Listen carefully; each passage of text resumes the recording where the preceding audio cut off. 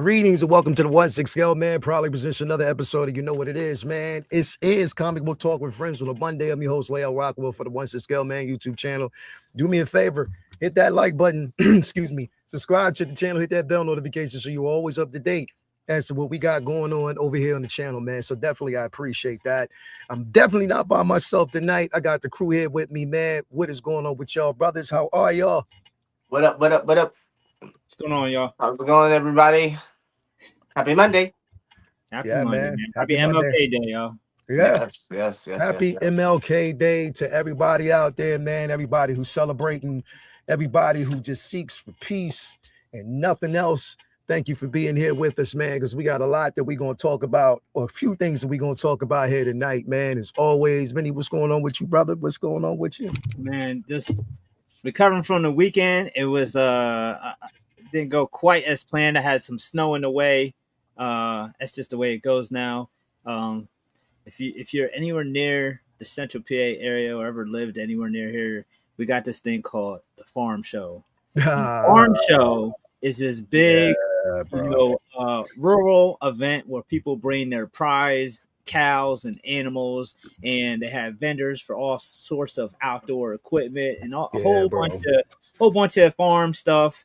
And it's notorious for bringing bad weather. So if you live in the area, it's like an old wives' tale. Like, get ready for some bad weather coming. It's about to be Farm Show week, and it's a joke, but it's not a joke because it always is fucking true. Even if it don't snow, there's a threat every single year of sleet or ice or snow. It could be 50 degrees in January one day, and then it's Farm Show week. Oh, we gotta sprinkle some snow in there. So I had plans this weekend that had to get shifted around a little bit. Shout out, happy birthday to Calvin. We were supposed to link up in Philly, but I was out doing snow removal all day yesterday, so that didn't happen. But other than that, fun weekend. Got caught up on a bunch of reading. I'm still blazing through Amazing Spidey. I'm up to like 2023, so I'm reading a lot of stuff that I've heard indirectly. So I'm getting a chance to finally, digest that shit myself. And I've been still on my quest for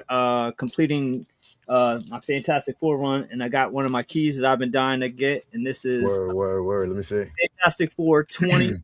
This is the first appearance of. It still got the plastic. I should have took this off, but this is the first appearance of Molecule Man. Word. Owen Reese, you already know. So this is one I really wanted to get for a while. That's obviously a figure for the Marvel Universe and might have an impact on Doomsday. But even if he doesn't, I just wanted it for me because that's such a important character, and this was before he even unlocked his his limiter.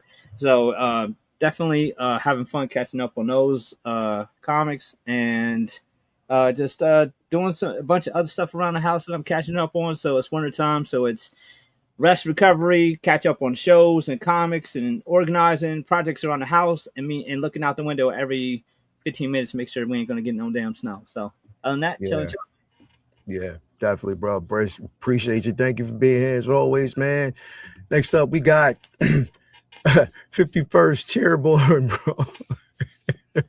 Shout out to Pimp Juice for that one.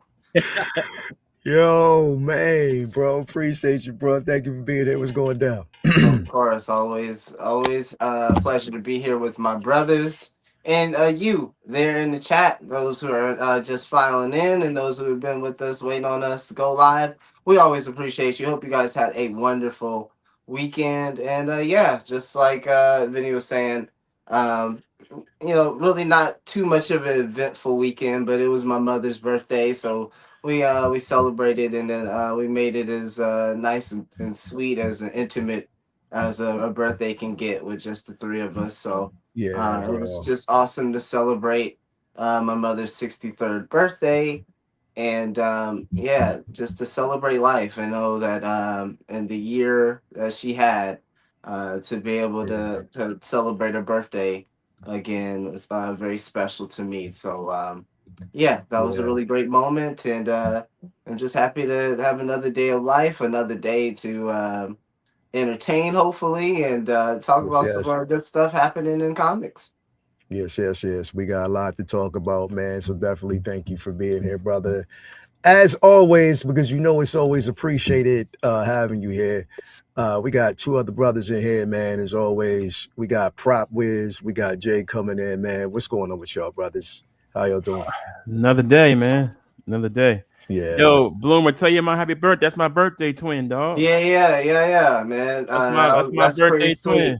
twin. That's pretty what's sweet. up. So Happy birthday, Jay. How'd your birthday go? Man, Yeah. I had a blast, dog. I might have a baby on the way. I had a good time, man. Oh Lord, have mercy. I had a good time. I tore that ass up this weekend. People, Look my at this shit. They sister get, gave they get retired and lose their damn mind. What's wrong with Listen, y'all? bro. Listen. Retired folk, man. This ain't a family show. Bro. You know. Well, it's that's procreating. That's procreating. This is true. This is Just true. it. It's a part of He's nature. talking bro. about sexual education, boy. You need Right, to that's stop. it. That's This is it. true. But family came into town. Surprised my sister surprised me. Some cousins came in town. Surprised me. It was kind of cool. We had a good time, man. It was fun, bro.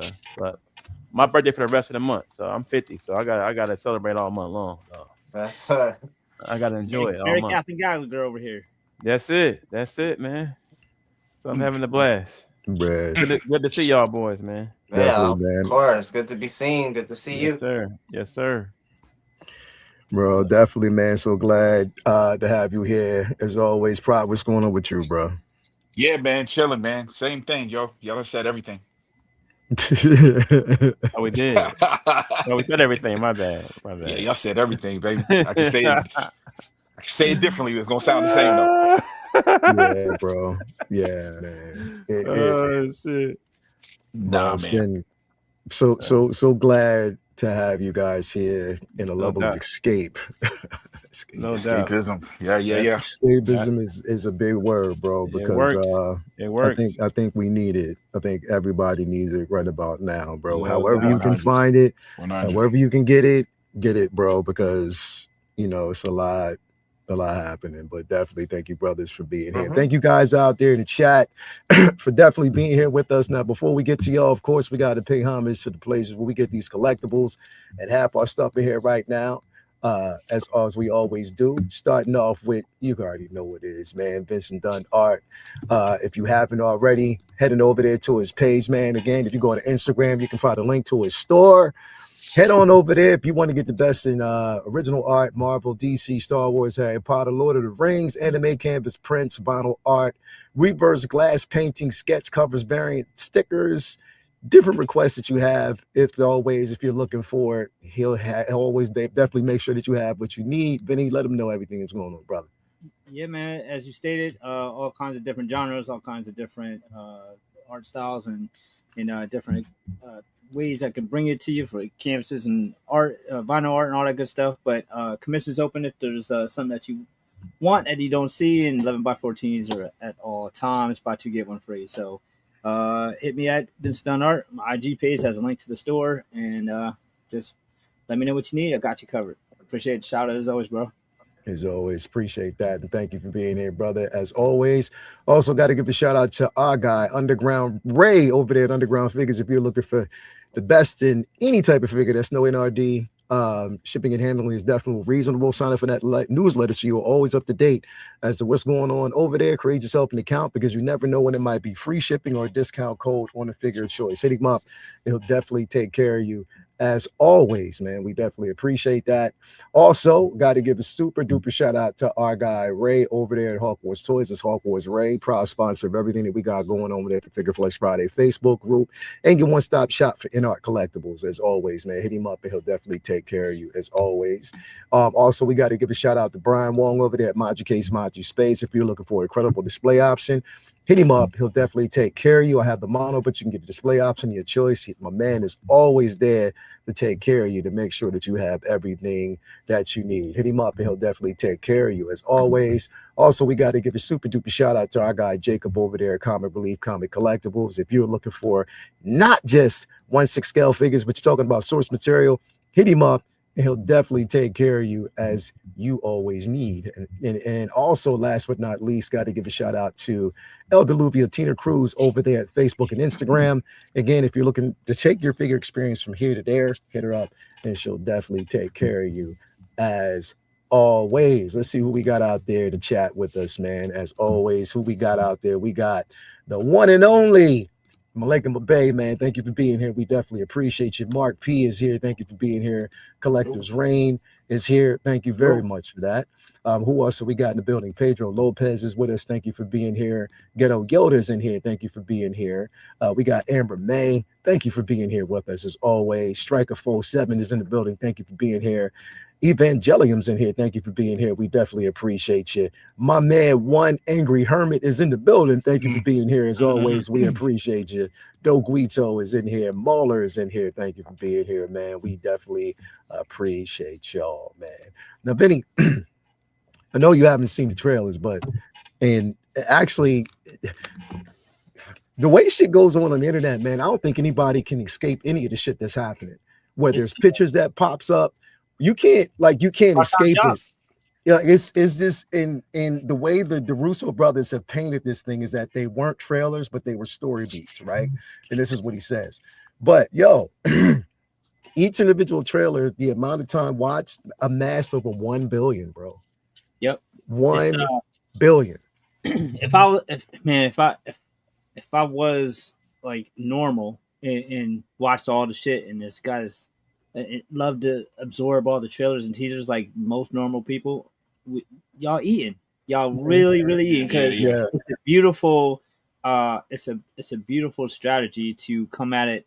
I don't think I've ever seen that before. Like, let's build different pillars as a foundation to build towards the overall teaser, especially considering that the story is a multiversal story. So there's different pillars that's going to set up the foundation of the overall story. And then here we give you what you want over here. We give you what you want over here. We're going to be bringing this over here, as opposed to the rapid shots of Scott and shot of Thor and a shot of Cat. Like, instead of doing that, it's little beats that add to the story overall.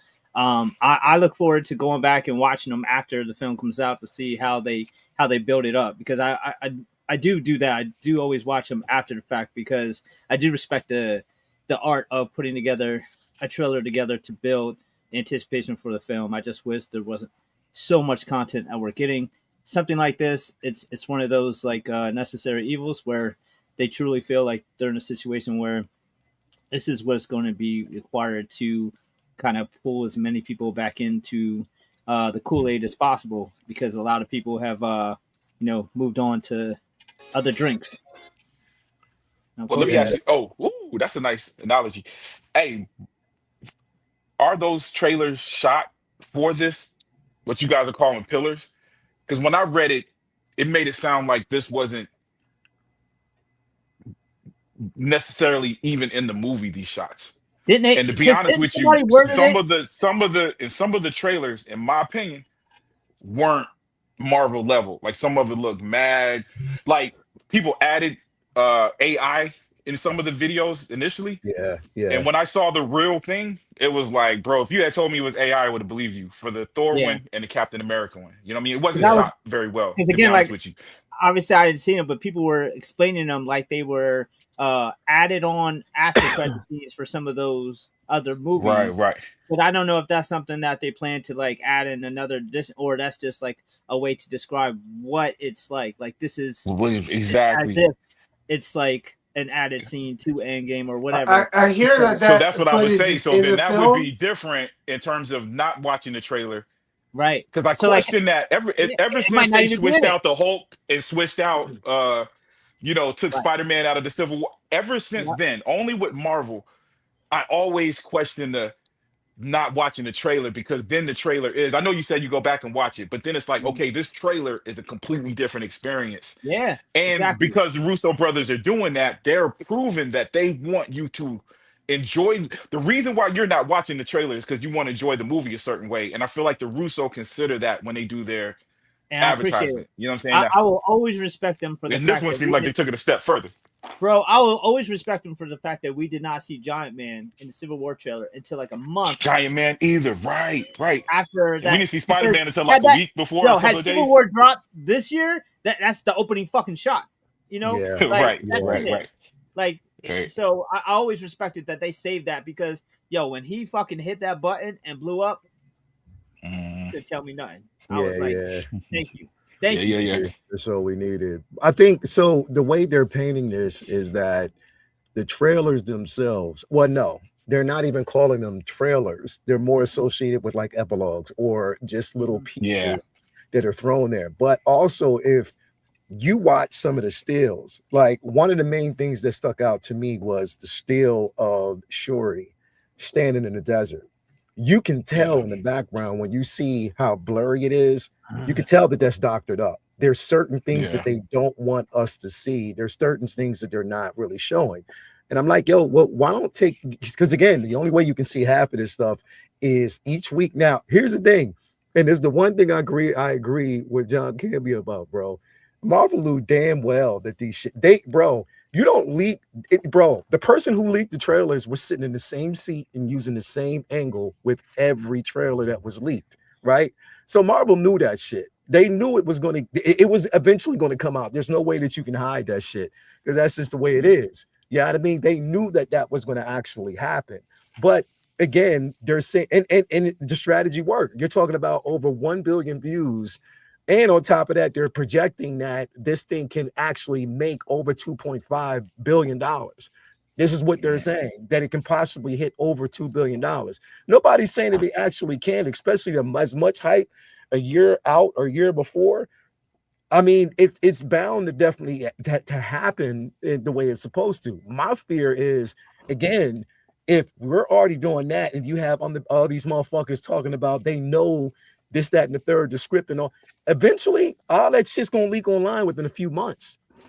Like literally within a few fucking months. So what is hidden? And that's the thing is, like, for Marvel to want this, it's a sign of desperation. Yo, you can keep it quiet. Fuck what everybody else thinks about numbers and all that. Just keep the shit quiet. Keep that shit in a sealed fucking box. You ain't John Boyega who was in the hotel and leaked the script by leaving it under the bed.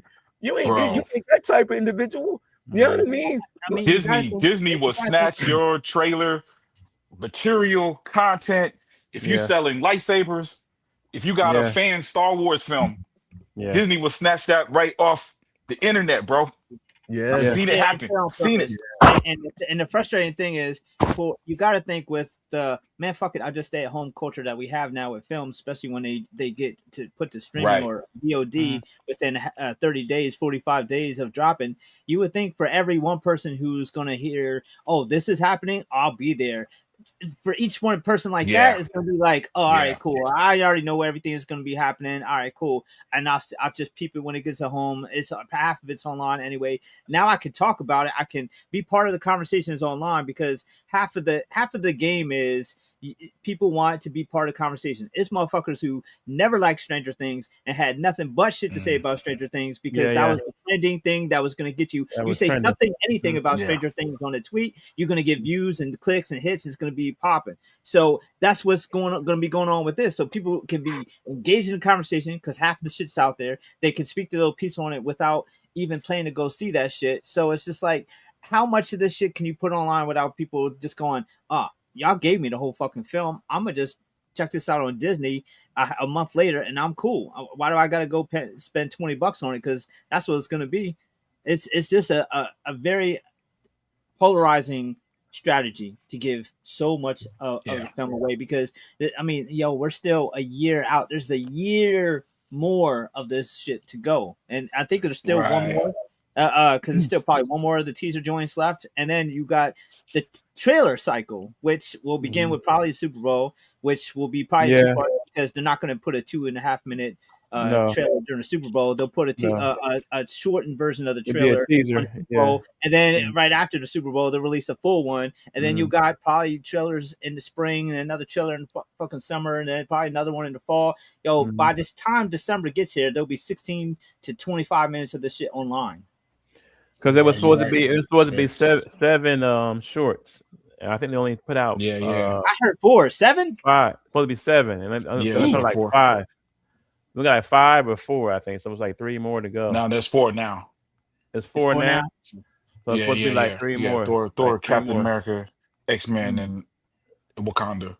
Yeah. So it's supposed to be like 3 more. So We'll see. Yeah, we'll see. Yeah, man, dude, it's funny. Vinny was talking about that. I just watched Matt Damon and Ben Affleck been making their rounds. Dude, them some smart brothers. Just in Yeah, general, bro. like when they talk, like they look like they the bros, but Yeah, when they talk, listen, movie, it's so many people bro, that and don't that realize movie is how short- good. That Rip shit is It's- fucking fantastic. Yeah, I you had to like watch that this joint? shit. I'm not even in the military, and I was laughing at watched all. it. No, the but way the thing about it is, I got people that work for Miami. well, You feel me? Okay. so It's Pete, It's, and you Pete, gotta really like set all your disbelief just on the shelf for like 2 hours. to Like, it. watch Yeah, this joint. because what them boys go through, what they go through, like I said, I got homies that are on the force. You feel me? So what them boys it go was through, a little over the top, but I appreciate how much Ben they added. put into I'm the sure they business. actually, And I love that they're Right. making the views. Right. If it gets a certain amount, everybody in the Right. whole thing gets a bonus. But Right. the Yeah, funniest yeah. shit was Prop in that interview. These are two smart motherfuckers. Which They're not one? only- Which interview? Because I only saw the. I think the Today I Show seen- one. I've seen Today clips Show from one. 2 different ones. One on Rogan, Okay, one on some yeah. other show. I saw the Rogan Matt- one. I usually don't be on one with Rogan Ben for the audience, explaining AI but was I did watch brilliant. that. And Matt explaining the different way to make movies for streaming audiences. Yeah. because they're so distracted because they're at home. And the funniest Right, shit is right. he's talking about, the studios know that these people are going to be watching shit distracted on their phone. So you got to remind them the Yeah. plot points 3 or 4 times because Yeah, yeah. taking the kids around, they're doing laundry, they're on their phone. Right. And people Right. are on their phone while we're watching these movies, unlike in the movie theater. And here, the first scene in the movie is this chick in a shootout texting on her phone. And I thought it was the funniest shit because, like, Yeah. they It was what, in the movie, like, yo, she was on the phone Hey, in they the whole asked- first scene. they asked Ben Affleck about this movie, and I swear he was about to say, because they were talking about all these great artsy movies and these great. I like, this swear ain't he one was of them. about to say, "This ain't what." Yeah, I This think he ain't one said of that. them. He was like, "This This ain't ain't it. This ain't that. Ain't this ain't what." That's You why know I what I respect mean? it, But because it clearly was supposed to be just a Because- fun what it bad was, boys yeah, joint. yeah, This is a bad Yeah. boys movie. right. because Right. the whole Rip thing is what is it called? I know the acronym, but anyway, like I said, I got homeboys that's on the force, and them boys deal with Right. with the drug shit all the time. You feel me? Right, So them boys come across that, and they can't buy. You know what I mean? So that Yeah, for yeah. me, I'm like, yo, damn, this what is like. You understand? I what I'm gotta saying? watch it, yo. I I know I that just peeped it, man. the action was over. Some of it was over the top. I got that, but But like you story said, that itself, bad boy. that's Bad real Boys, yeah. shit. That's Miami. That's Yeah, South yeah, Miami. yeah. That's Miami-Dade.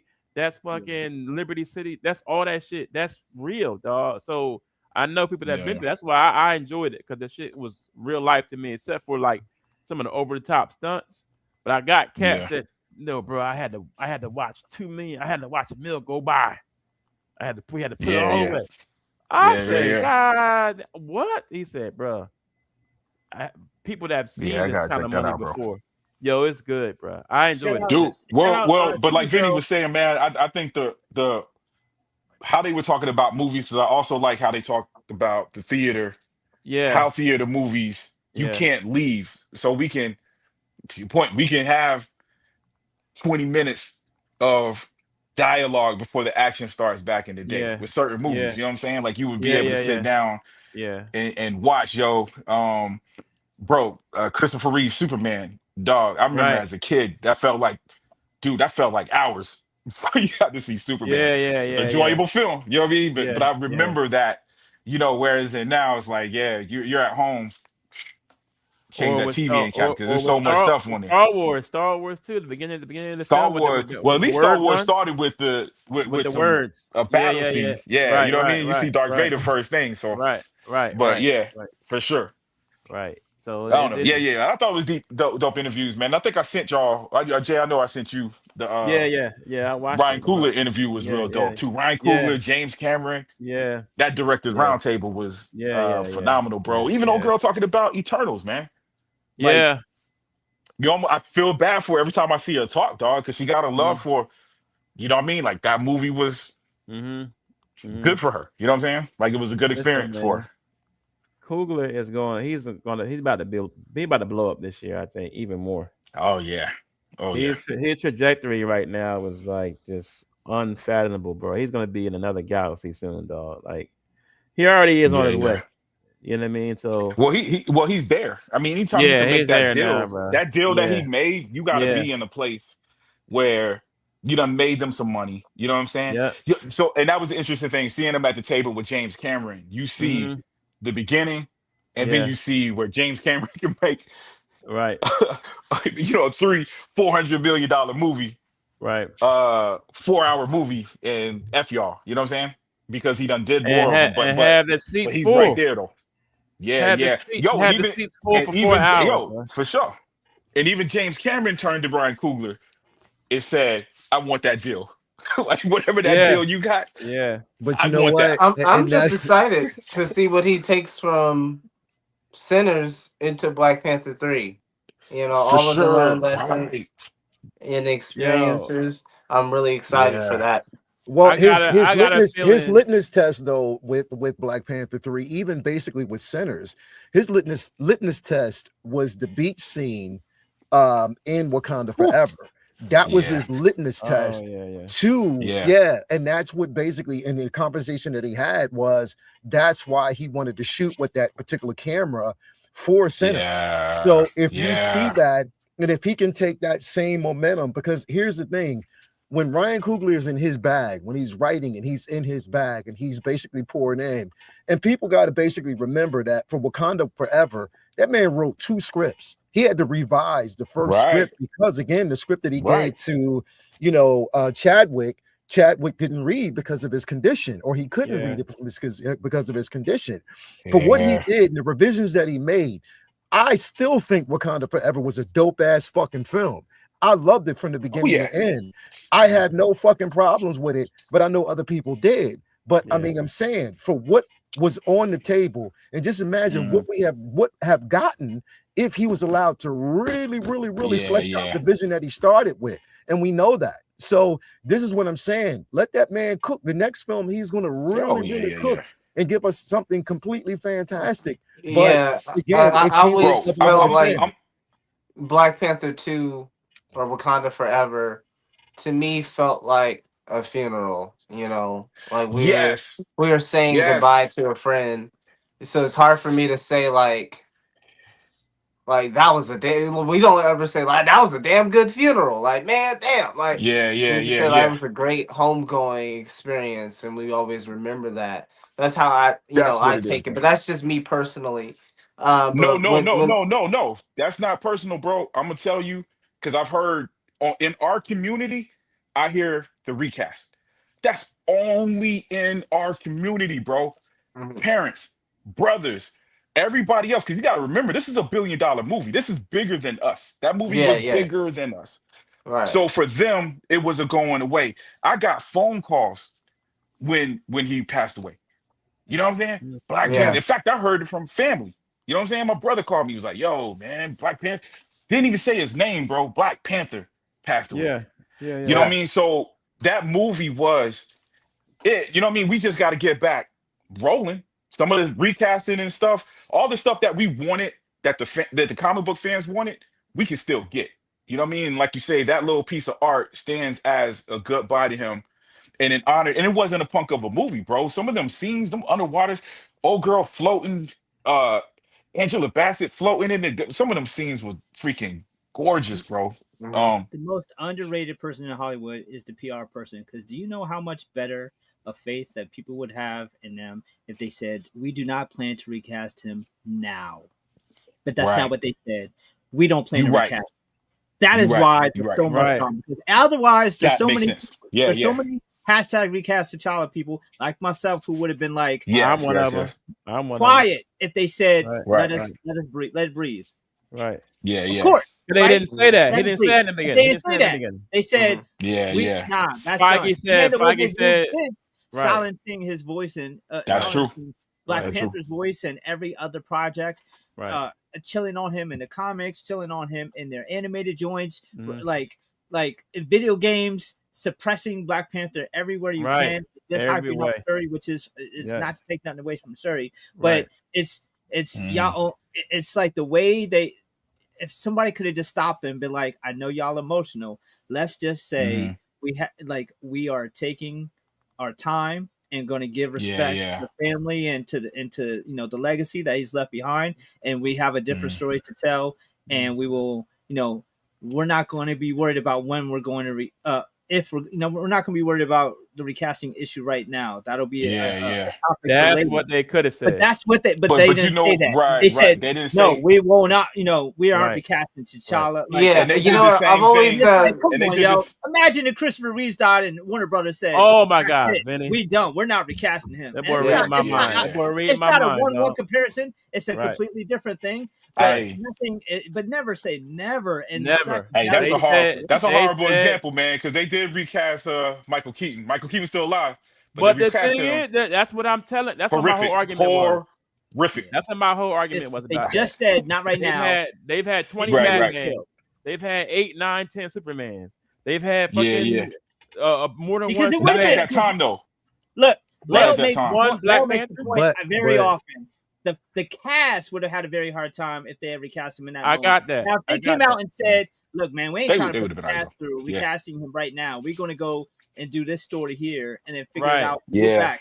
But be patient with us. We're paying respect right now." Right. And man, it would have been such a different. They never said that. No, don't get me wrong. You still would have had people bitching because people are going to bitch no matter what. But I think the vitriol, the almost anger, is from people feeling like they've made it clear that they don't ever want to. Now, don't get me wrong. We probably are going to see him be recast now. But it's been a minute since that man died. I thought he was recasted. Was that not? They did. It could be. We don't know. But it's not.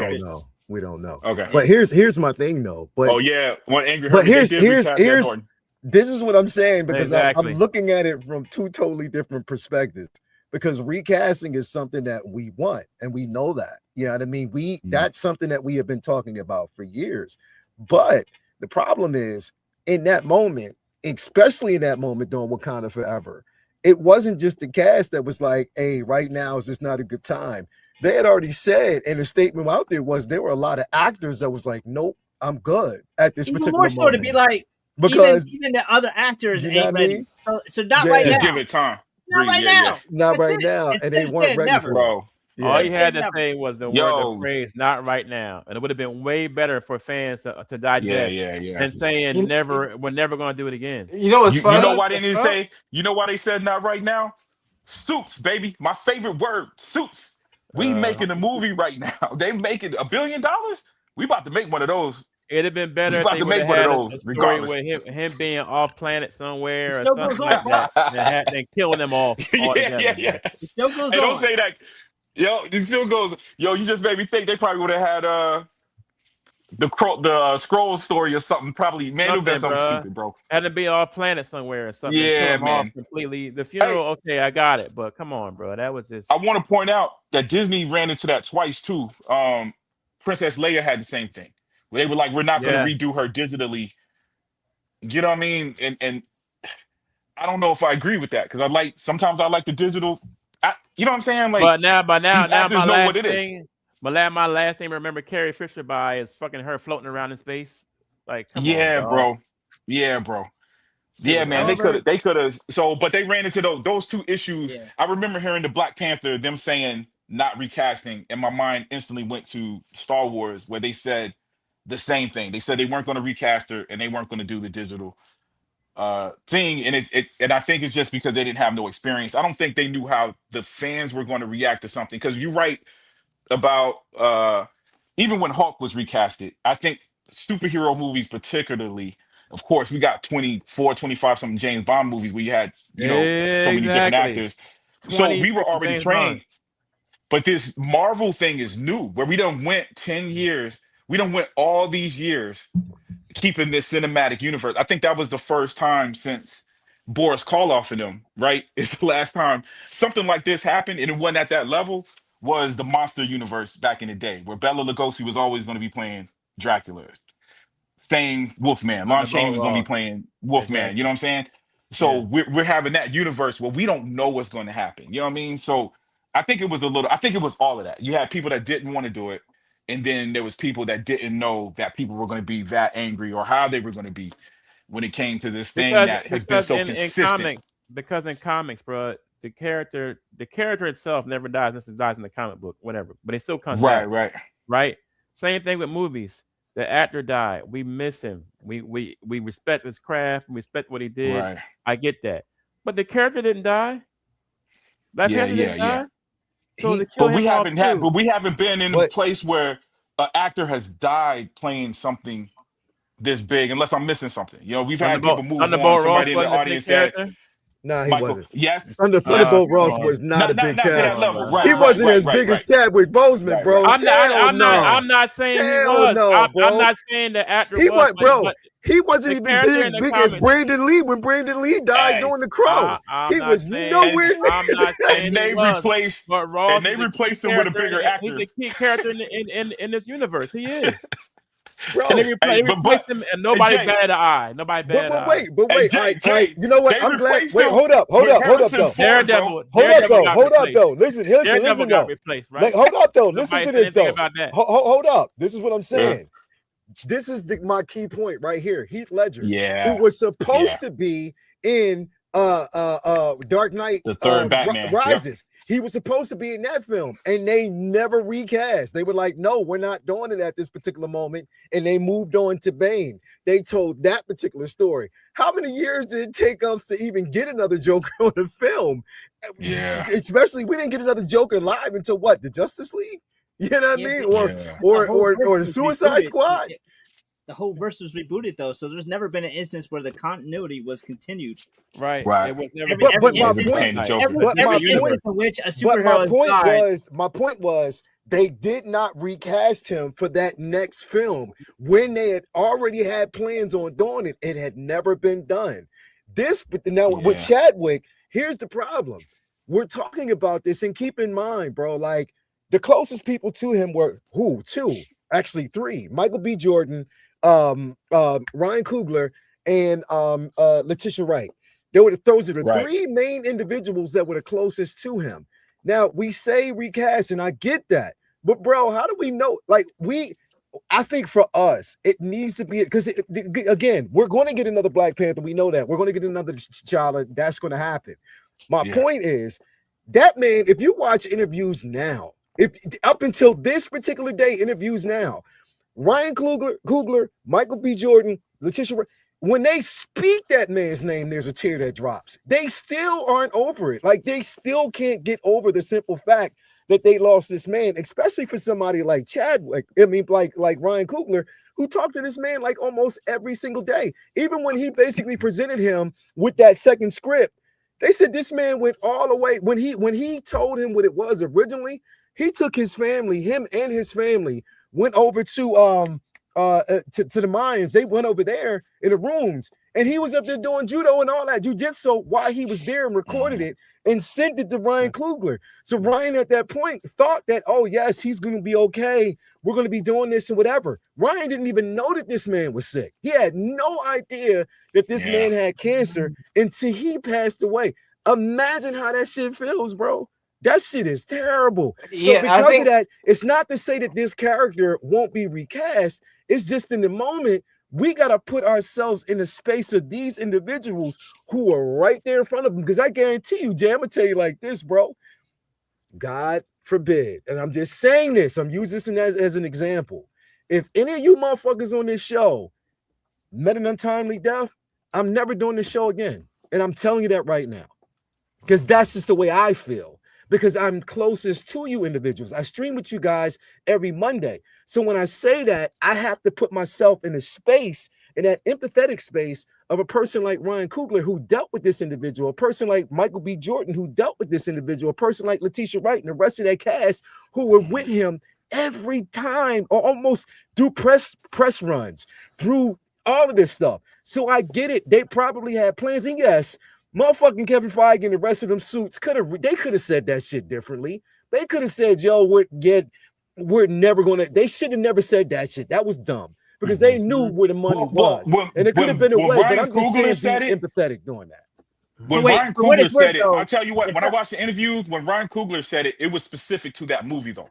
I will say that it was different than what the suits were saying. Ryan Coogler, I'm not recasting him for this movie. I'm not recasting him for Black Panther Wakanda Forever. Like it was more specific to anytime he talks. Notice he doesn't talk part 4. He doesn't talk that. He's always every interview. He's always dealing with the project he's done or a past project. You know what I'm saying? So when he said, I don't think he was talking about never recasting Black Panther. Because I understand the grief behind it all. I understand that that was their work partner and they lost him. They like I said, Feige fucked up everything. We just said the way he said it was messed up everything with everybody that followed the character and knew him from the comics. I didn't agree with the funeral either. Like it should have been a different story. They could have had him not in the movie and had him be somewhere else. He could have been on a mission or something somewhere else. Everybody would have been fine with that. He was not there. They don't have to worry about seeing him. No memory of him or whatever. He's gone on a mission. He's doing something else. I didn't like them killing off the character. That was my biggest gripe. You feel me? There's always lots of different alternatives, options, and answers. So I just want to throw this out right here. Like if anything ever happens to me, you can just replace me with Don Cheadle. It's cool. Yeah, that's it. You know, I want somebody good looking. You got to put like Denzel on here or something for me, dog. The show must go on, dog. I need Denzel in my seat. Show must go on. Show must go on. DC Young Fly, I vote. Yeah, I need Denzel in my seat, bro. He said DC Young Fly. I just heard that. That's or Bill Bellamy. Hey, was he the one that was in How High too? Yeah, 2 actors that they replaced it.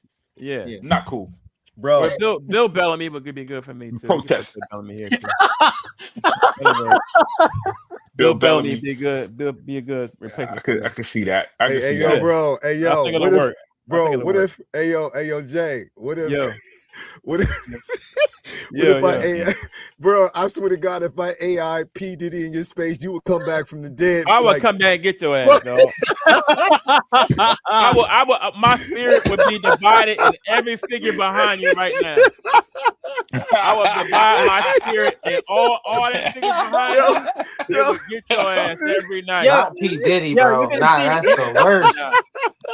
I will put my spirit in all them dogs behind you, dog. All of them. All them figures they'd be all watching you at night, dog. All of them. They'd be all your ass. My bad boy for life. My bad boy. My bad boy. They'd be all of you. Yo. Oh, my God. Nah, but I mean, listen, I'm just hoping, like I said, because, and then on top of that, bro, you know what also makes it, and while we're in this space, what also makes it hard to bring back a person or to bring back T'Challa in this particular space is the lack of fucking, for years, with this last phase, the lack of continuity. Where could we have brought him in that would have fucking made sense, bro? It's been shitty. You know what I mean? Like, where could we have done it? Because if I think about it this way, bro, if we would have brought him back, say for instance he was still here, right? And say for instance Ryan Coogler's script, the original script, was lived out exactly the way he wanted to, right? Oh, like it was in Namor. Yeah, and it definitely, if that was the way he wanted it, and the plan was that at the end we would have gotten Doom in this particular film, at the end of that movie, and at the end of the movie. So that was the original plan. So say for instance that was relived. You know what kind of fucked everything up, bro? And Bloomer, you know where I'm going to go with this. You know what kind of fucked everything up? The night that man ran from that girl in them boots is when everything changed, bro. It's when everything changed. Right. That's when they ran for the hills and was like, what the fuck do we do now? Listen, what do we do now? Like you guys said, these decisions were made in an emotional vacuum.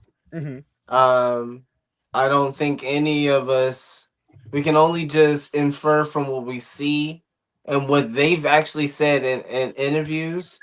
At the very least, at the very minimum, you can tell that Chadwick Boseman had an impact on so many lives on that set. That's the very least you can say. Whether how intense the relationships between the people were, regardless, you can tell that his death impacted folks.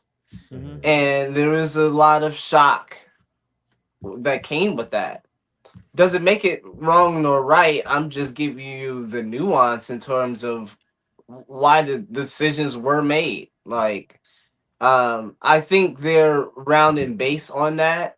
And, you know, allowing M'Baku to take the seat of Wakanda allows Shuri to kind of just go all out and risk the biscuit. You know what I mean? And kind of give her an arc that might be satisfying if told well. So I'm really interested to see what happens here. You know, they're in the trusted hands of the Russos, and we'll see what lays out from this movie. But yeah, like I was saying earlier, it was tough to really, you know, give any type of superlative towards this film, Wakanda Forever. It was just like homegoing, and experienced it, fleshed it out in my system, and now I'm excited and awaited with bated breath for the next Black Panther story. We'll see what happens. Yeah, bro. Think about how long it would have been anyway if they said not right now. We still haven't got another Shang-Chi film. Like we haven't. It's not like there's been a whole bunch of Black Panther films.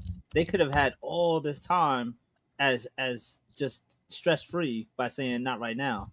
I know this is a multi-million-dollar corporation, but man, I'm just telling you, just don't underestimate that emotional impact and the shock. The shock also comes with fucking business implications because you wasn't thinking about that shit either. So like, there's just a lot that comes with it, and I think there's humans at the end of the day that's involved. Whether that's the wrong or the right decisions, let's not discuss that. What I want to discuss is just there's an element that fucked everybody up and just didn't make them think correctly or clearly. Yeah, that's true. Sad, yeah, man. They definitely fumbled the ball with that one. They definitely I'm saying, bro. They fucked up. Yeah, all that dude was running too. I'm saying, bro. Oh Lord. I mean, if you want to be real, they should have never fired him. What they should have did was cast her because she could have been. think about how many different superheroines she could have played. She would have been in better shape than every superhero we've ever seen cast. She was keeping up with. Like this man was during this moment. This motherfucker was in the shape of his life for Creed 3. Yeah. It just came off of Creed 3. Yep. Yeah. Come off Creed 3. Yep. And wearing some bullshit ass ensemble. That's what the problem was, dog. His ass got stuck in them skinny pants, man. He was already dressed like he would have been a little bit faster if them pants wasn't crushing his kneecaps, bro. Crushing his balls. That's what they were doing. You want to go there. Crushing his balls. They couldn't even run. Wearing the SS Normandy's D-Day edition boots. Storming the fucking beach. They probably them whack ass Doc Martens. I hate them fucking boots. Wearing like T1000. Nah, bro, he was wearing them boots. Them boots, bro. He was wearing that's all you can see in this video. Whack ass Doc Martin and white sock. White you sock. Just clicking and clicking. Them boots was. Yeah, he should have dropped them boots.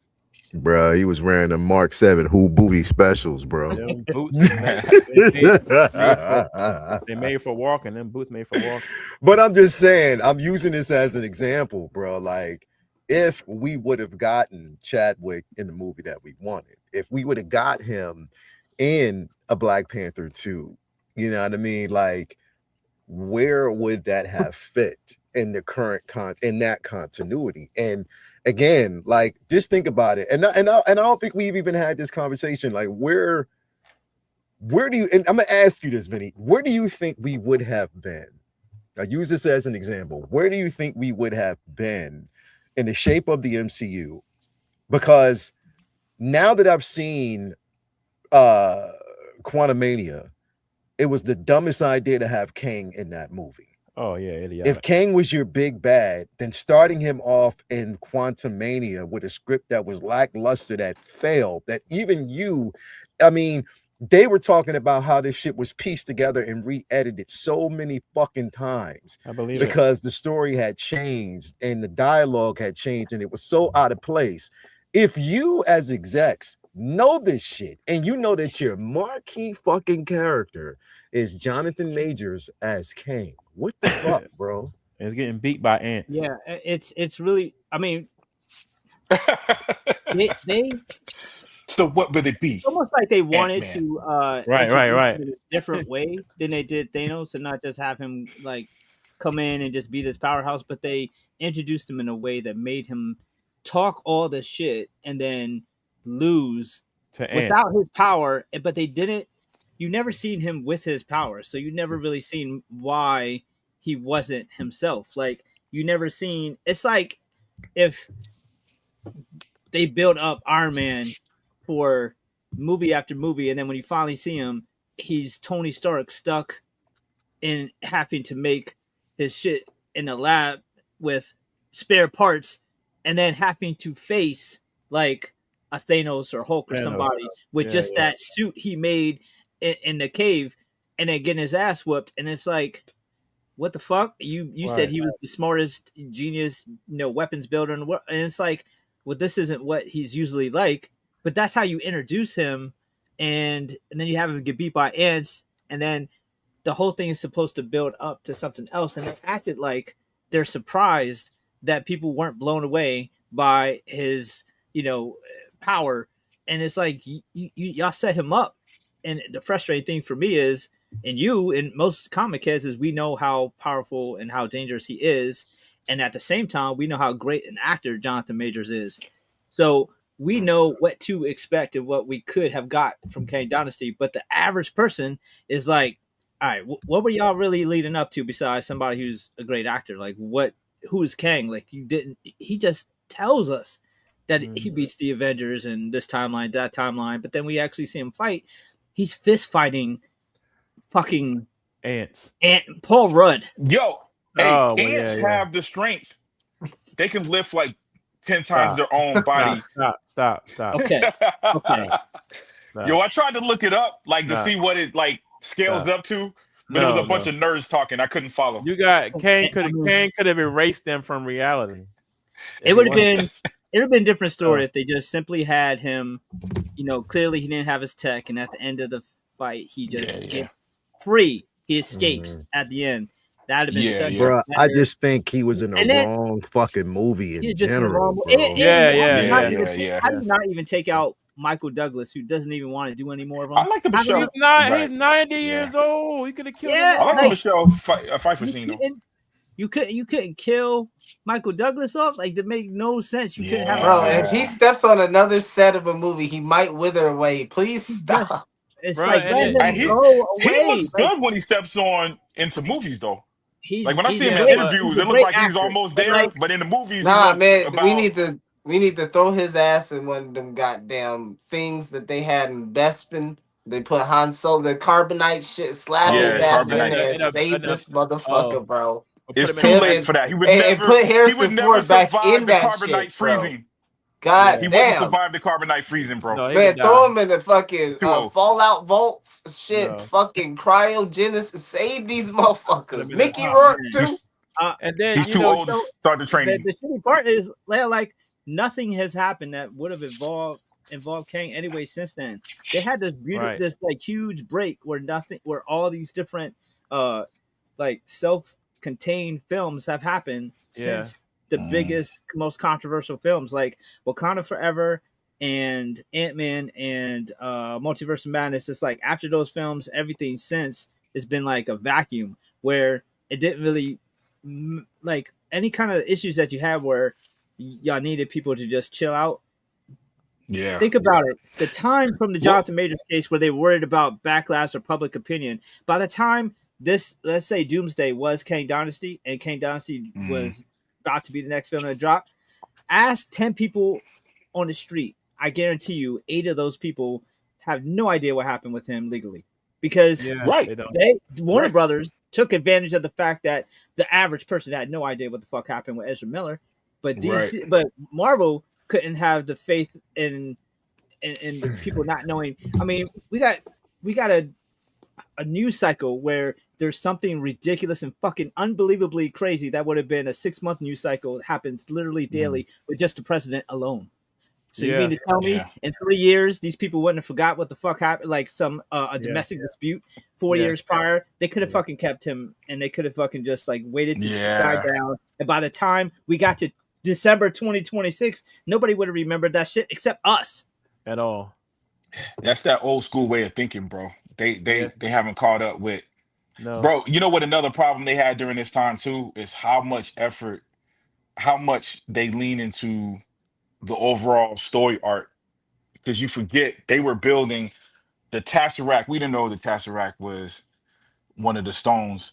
Like they did such a good job at making this individual movie and just doing this little thing where the movie would connect. Right. And I can understand the last Endgame. I can understand that those two were back to back. You know what I mean? So I can understand the build up from Civil War to Endgame. This is 3 movies, bro. You know what I'm saying? Yeah. Everything else you could watch by itself. Yeah. And people, I feel like I talk to people and they'll deny that. But really, when you look at them, they really do stand on their own with just this little piece of Thanos at the end, or there's something going on behind the scenes. That's what they should have did. They could have leaned into that even with Kang. You know what I'm saying? Just kept it like again, and I've spoke about this before when I talk about their desperateness. It's just how and I might be wrong. And hopefully I'm wrong because I love Marvel. You know what I'm saying? But right now, what they're doing is so obvious. It's obvious that they rebooted. It's obvious that they completely changed the bad guy. It's obvious that they panicked or whatever the case may be. You know what I'm saying? They've kind of changed their plans. But again, they wouldn't have done that if they were just focusing on let's make this movie instead of making an Ant-Man movie that has to connect to this. And I'm bringing that from Leo's question on why they even put this dude in the movie, or y'all question about that, is because, well, he's the new bad guy. So we kind of know how to do this thing that we have to connect. So let's put the big bad guy in this movie. We'll put him in the next movie. We'll put him in the Loki TV show. Because probably at the time Loki made sense. But no. But it's still so you got even when the suits. Right. He was scheduled to be in Doctor Strange, and the Doctor Strange. That's my point. He was scheduled to be in Shang-Chi too. He was scheduled to be in a whole bunch of stuff leading up to Kang Dynasty. Right. Scrapped that. And I'm being careful. You're right. It worked for Loki. Yeah. But the sucky thing about the suits is they make decisions that come out good sometimes, but it doesn't mean it was for the right reason. You know what I'm saying? Yeah, it ain't for the right reason. You just had creators that was like, okay, I'm making this thing, this already weird show where we can fit this in. You know what I'm saying? But it didn't work for Ant-Man. Don't sound like a conspiracy by the fact that right after this, Loki 2 just happened to wrap up with a perfect way to have written him out.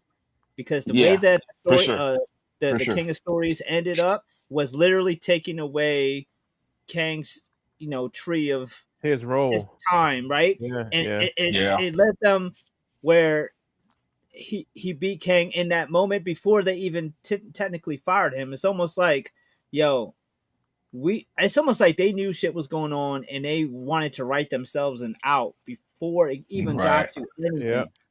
It was real convenient. It was real convenient how Loki 2 ended. Yeah. And some of it, man, I wouldn't be surprised if some of it was Ant-Man. Like some of it is because Andy Joe's a cornballs. We put this guy in this movie. They're gonna love Ant-Man. It didn't end up happening that way, and that could have shook him too before the incident on tape. It's so crazy. It's like imagine it. Like we seen Thanos teased in Guardians of the Galaxy. What was it, 2, right? So imagine if Thanos had actually showed up physically, and then Drax whooped his ass, and then the movie just ended. You know how much momentum that would have killed for Infinity War? It'd have been like, well, why the fuck Drax beat him? Why are we gonna watch the whole world fight him? Right. Yeah, I think that I don't know, man. Like for instance, you bring him in, and I think the first time we actually got a chance to see his character was Loki.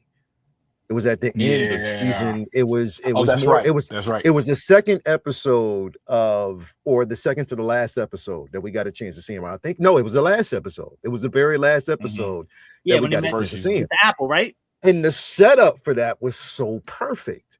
It was perfect because we got He Who Remains was a version up, so we got a chance to see that.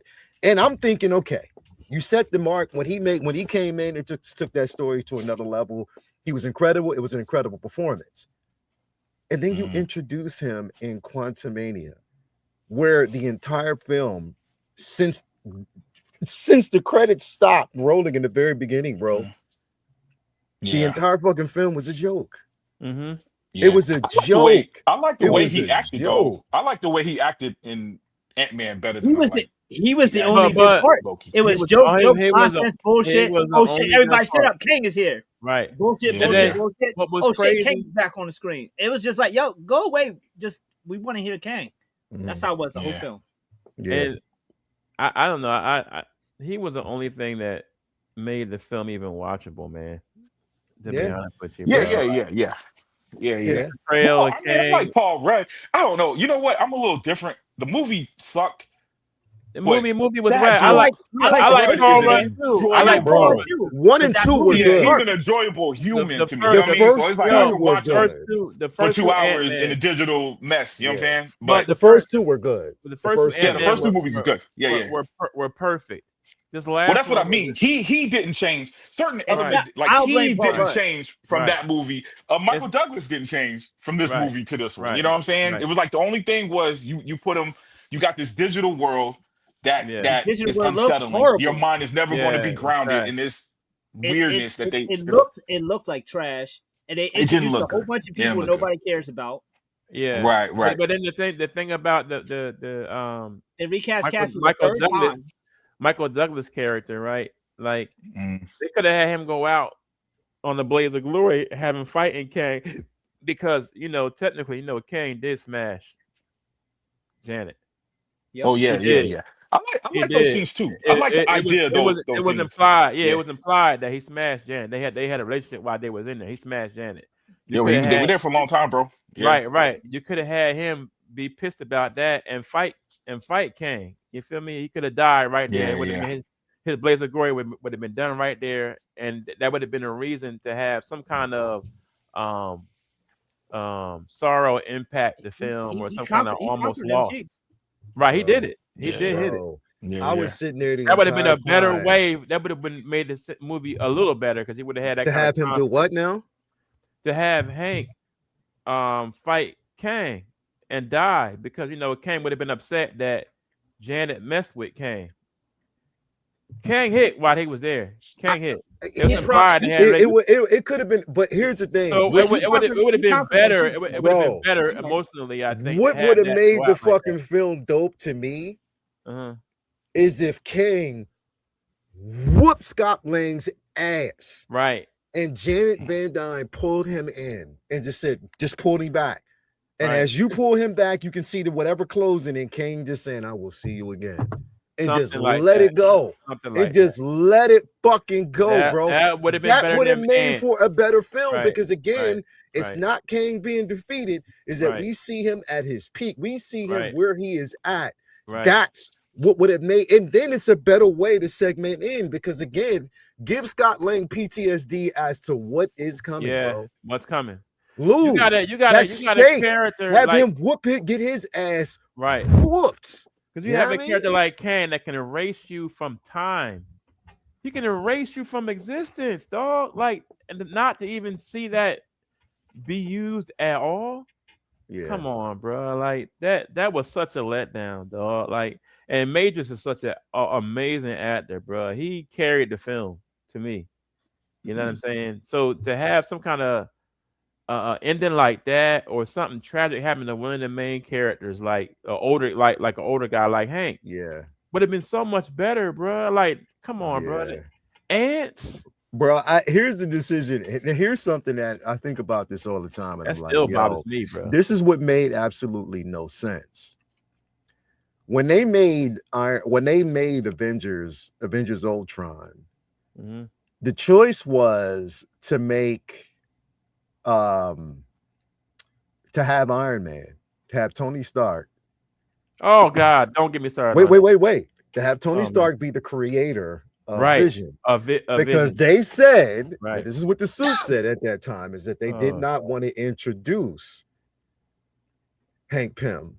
That's so stupid. Because of the simple fact that the altercation that he had in comics with Van Dyne. With Janet. With Janet Van Dyne. Yeah. Bro, who would have said anything, right? Like Nobody. who in the comic sphere would have said anything or even known about that? Right. You know what I mean? But yet, right. You bring Hank Pym into a damn Ant-Man film and you Scott Lang, right? So dumb. So bring him into, and it still would have been the perfect opportunity to you to introduce Hank Pym in Age of Ultron. Right. You could have done that. Right. Think about when they made him the creator of Ultron, it did what they've done since the beginning. They've like Marvel Comics used to do with Wolverine. It made Tony everything. Tony the center of everything. Now here, like damn near 20 years later, we're still stuck where Tony has to be the center of these films, and he even bro, that's my thing. Bro, but what's crazy, even with the Ultron design, you still kept the same design. The Ant-Man mask is Ultron's face. Yeah, bro. You still kept the same design from the comics as Ultron. That was Hank Pym's signature. The Ant-Man mask is Ultron's face, and you still kept it. But no Hank. Hank didn't make him. Tony made him. Come on, bro. Come on, dog. And Ultron made Vision. Oh, dude, like, bro. That whole segment that they did that with Tony, that kills me, bro. I just, as a comic book reader and somebody that knows the backstory to Ultron, what a slap in the face. Like, just giving Tony credit for everything.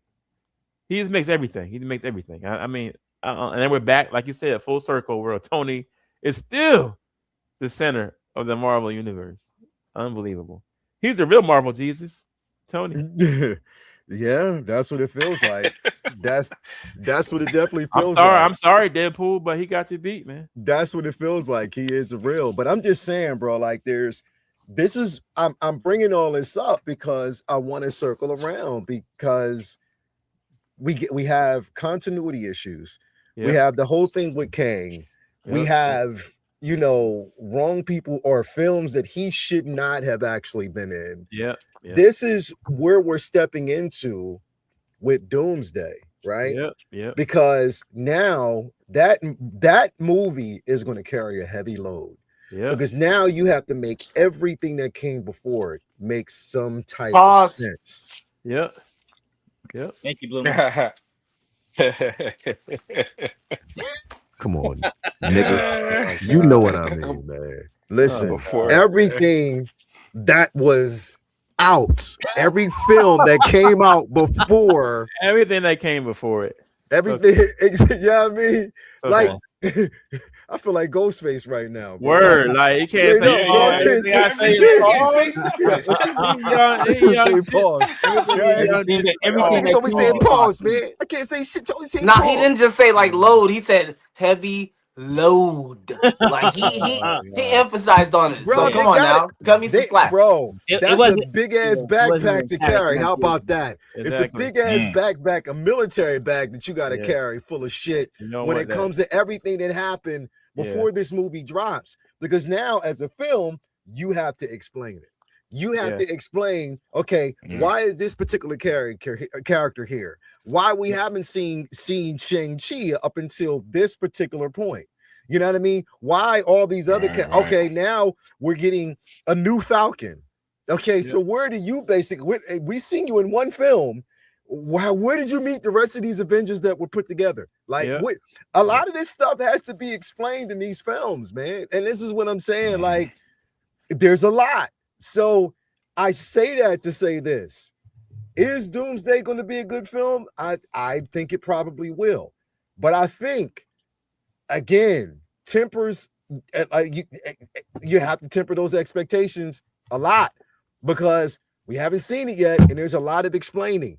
Do not expect Infinity War Endgame caliber, bro. And even the Russo said that. Because everybody was watching the movies before Infinity War, and you don't have that luxury now. So there's going to be so much more exposition and convolution needed in order for the story to make any kind of sense, and that is going to reduce the rewatchability of it. I don't see this 3.5 hour movie being something that everybody's going to want to watch over and over and over, because they're going to have to introduce what the fuck is going on so much more so than they had to in Infinity War, or basically they just needed to focus on what's up with Thanos. Now, instead of just seeing what's up with Doom, we got to worry about what's up with all these other fucking, not just characters, but franchises, universes. Is so much fucking going on. And it's like, at this point, it's almost setting up like Doom is a fucking afterthought in his own movie. Right. Yeah. Because we're not talking about Doom. We're talking about Robert Downey Jr. A variant of Tony Stark. Excuse me. A variant. Yeah. Which is why it would have been so much set up already to help them with the story had it been Kang, because they were already building towards that. But then when you transition, a character like Doom is such a deep, complex character that when you deviate from it, you get a movie like the OG Fantastic Four, where they just made him some kind of like CEO weasel, and they took away his intelligence, they took away his sorcery. Then you got the bullshit 2015 joint, which doesn't exist in this dojo, where they made him like some kind of version of the Ultimates, mutated alien. It's some. They've never given us a proper, because like with Doom, he's such a bizarrely interesting and charismatic character. It's like you have to go unironic. You have to go just dive in. He's so charismatic, and it's like he talks like he's from the 18th century. And third person all the time. First person all the time. He's extremely egotistical, but he has such a rich fucking history. His mother was fucking kidnapped by the damn devil. Like there's so much lore there. When you dive into that, when you actually read those Doom stories, it's like there's a reason why people love Dr. Doom so much more, in a different way than why people love Joker or Lex or Thanos or Venom. A lot of those is because they did cool shit and they look cool, but people love Doom a lot because of his history, like what he went through. Right. Willpower. He's fucking Doctor Strange, Reed Richards, and Batman in like all in one. Yeah. Then is the focus going to be on his history, how he came up, his rivalry with Reed, or is it going to be about the fucking Fox X-Men? It's just that's well, here's the thing, bro. Like I admit I do want, one of my favorite X-Men of all times has always been Scott Summers, bro. And just imagine he's gonna be opened up in this shit. And that and I just want to see them give him at least his just due. He's gonna be wide open in this movie. I need them to give him his just due at least, bro. Even if he has to go out for that one last time, bro. Yeah, give him his just fucking due, bro. Do not play with this character, bro. Do not fuck him over. That's the only thing that I want. You know what I mean? I feel Scott Summers gonna be wide open in this movie, bro. You're gonna see him doing shit that we seen in the comics. He never got the respect that he was due in those old movies. Yeah. So for them to put him in that comic book suit, they're going to give him some props. He's going to be opened up in this movie, man. Even if he dies, I think Scott going to be doing some wild shit with the visor off and all kind of shit in this movie. Yeah, bro. I got to see it. I definitely got to see it. I feel it. I think so, bro. Like maybe I might be wrong, but I think they're going to open him up. Pause. Should have saved it for the. Open him up.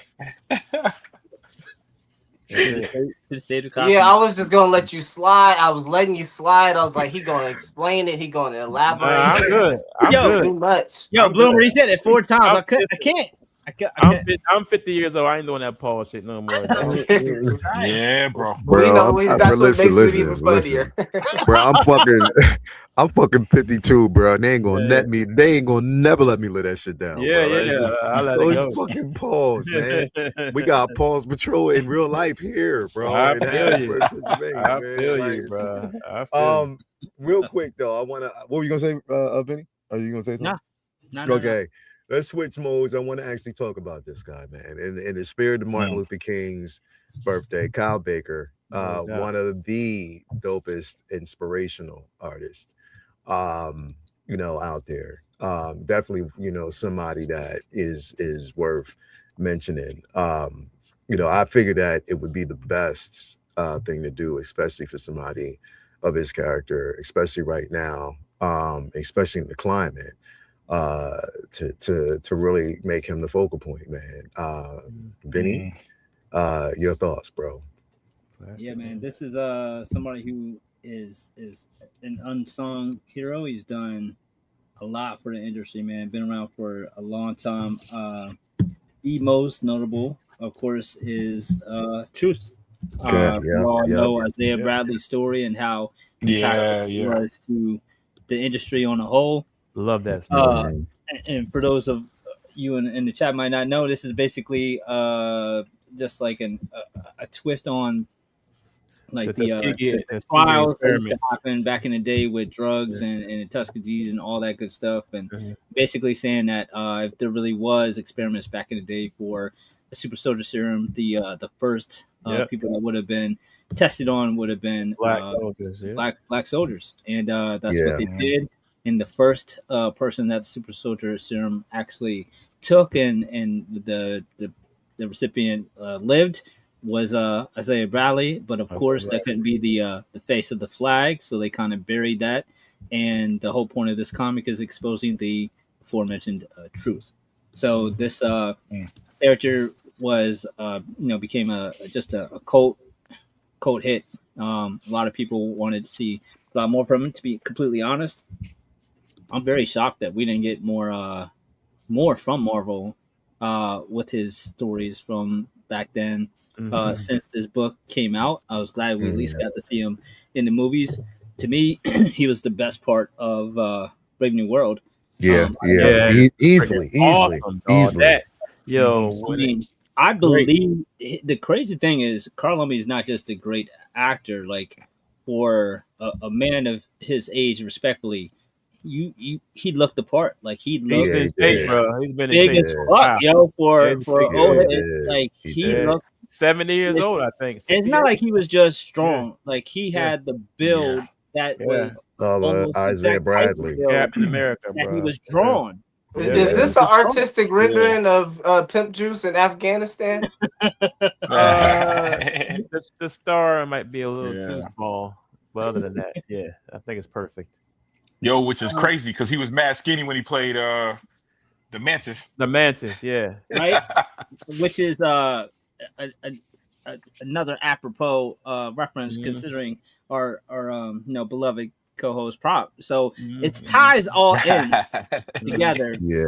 As with Prop's the arch nemesis. But yes, he also did other comic book series, political of nature with Nat Turner. And he's done just a lot of stuff, man. Eisner Comic Hall of Fame, just like industry unsung hero and legend, man. He's done so many important culturally driven comics, and it's a shame that that hasn't garnered him more crossover appeal. I was looking more into, when we talked about who the guest was going to be tonight, I was like, I can't remember a lot of stuff recently that he's done, transitioning from some of the books that I know him from. And I don't see a lot of current stuff that he's doing as much as I'd like. So hopefully that changes and he gets into more stuff currently. And there's so many titles that could use his talents, because that's a talented man. He does a lot of culturally significant work. So I want to see him on more of my polls. I need to see him on more shelves. Yeah, definitely. Well, he's done DC stuff too, like Marvel. Plastic Man, some Superman stuff too, right? Yep. I know him from Plastic Man from back in the day. Yeah, he did a lot of Plastic Man, bro. Even when they did the redo, he did some of the cover art for even the redo of the Crisis event. Yeah. He did a couple covers for that. So definitely is out there. Cal Baker's art is, definitely incredible. But like Vinny said, it's crazy how it's either that he's very selective about the runs he picks, or I don't know, maybe, he just, I don't know, because he's not. You don't really see. It's like, yo, his stuff. Like, if you get it, it's like almost guaranteed to be like a vintage piece, because you don't really see him as much. You know what I mean? He doesn't really have anything to his credit in over like 10 years. Yeah. You know what I mean? And which is definitely strange, but you know what I mean? Like, I guess he left with something. No, because that Plastic Man stuff that he did, that newer one was about 8 years ago, right? 6, 7 years ago. The Plastic Man joint was that was about 8 years ago, wasn't it? That was 06. It was 06 for that one? Yeah, man. For the redesign, right? I'm old. I thought it was like 10 years ago. Yep. I have some of the redesign. He did the redesign on Plastic Man, right? I think so, yeah. But the his credit for Plastic Man is whatchamacallit, from 04 to 06. Oh wow, man! That's a long time ago. Man, you still had your fatigues on. Yeah, you're right. You're absolutely right. Yeah, bro. You had the fatigues on. You had I had them on 10 years ago too. Bro, bro, you know what's crazy, Jay, bro? I was looking at the Bonsai's, which was a dope ass video, by the way. I got to tell you that, bro. That shit was dope as fuck. No doubt. Thanks, bro. That shit was dope as fuck. But like, it was just going through, because that's a 50-year stretch too. That's why I didn't like that. Bro, it kind of like, literally when I saw the video, I was like, yo, I'm proud of this motherfucker, bro. Like, literally everything that he's done, like everything that you've done makes where you are right now so deserving. And that's the incredible thing. But you the only motherfucker I know that was in the hey yo, Prop. This motherfucker was the only motherfucker in the army, bro. Like, when you taking the pictures that had a fade and curls, bro. Oh, like, I kept the fade. Oh no. You was the only dude in the army that had a fade, motherfucker. Curls, I don't bro. care. I don't care if I'm in the mountains of Tibet or in the fucking the underground of Paris. I'm gonna find me a barber. Fresh. I'm gonna find me a barber. I was like, this nigga was fresh. I don't give give a photo, bro. I'm Like, I didn't even know they sell S curl in fucking Afghanistan. Listen. I was just flabbergasted when I seen that shit. They got a barber. No, he had it rolled in his sleeve like a pack of cigarettes. Exactly. I'm like, man, he dedicated. Like, I know he in the Afghani sun. That shit I'm gonna popping. That shit got his scalp fucking hotter than a Popeye's fucking greaser. I'm gonna find some hair gel and call it a night. I'm gonna find me a barber, bro. That's how it is. You know they don't have a black barber everywhere, but they got a barber. That shit was cooking underneath that fucking helmet. Bro, they got a barber that can cut black hair. Black hair. Like this rain was like, pull out clippers mid patrol, bro. That's it. That's it. I don't care where I'm at, bro. My fade always tight, dog. Bro, your shit. I was like, this motherfucker was never out of place in every damn photo, bro. Never. I'm gonna find me a barber, bro. That's how it is. Bro, your shit. That's Jersey style. Your shit looked like that for like almost 20 years. 20 years. Got a fade, goatee. I'm good. We got tangos 12 o'clock. Nicholson, what are you doing? I'm getting a haircut first. Listen, I got enough bullets to handle that. I'll give me a haircut first. But check it out, Jay. We had Babyface Prop in his video with the chick that he put out last week. Oh, bro, I couldn't believe that. Bro, I was in the military with that. That's the reason why you didn't see the beard. What's the military wears. Give me the check. Yeah, bro. Give me the check. Dude, I rebelled. The first thing I did was like, I got rid of the barber when I got out. It was like, yo, I can just cut all of it off. Oh yeah, Them jokers took all my money, bro. That was a whole Basic fucked me up with that shit, dog. Like, oh yeah, go over here, he get you a nice fade, whatever. GI so glow. Oh yeah. You pay your fucking $5. Was it $5? Yeah, bro. And they still cut you. Yeah, let me get a fade. The motherfucker start in the middle of your head. God, yeah. Boy, I was so mad about that. You had to find the females, man. I found a female. Well, DC had some good ones. DC had some good barbers. Good barbers, but you still had to find. You used to have to find a female and be like, "Yo, just make me look like somebody you would date." Bro, in Iraq, bro, they had on base. You had the Turkish nationals that worked on the base.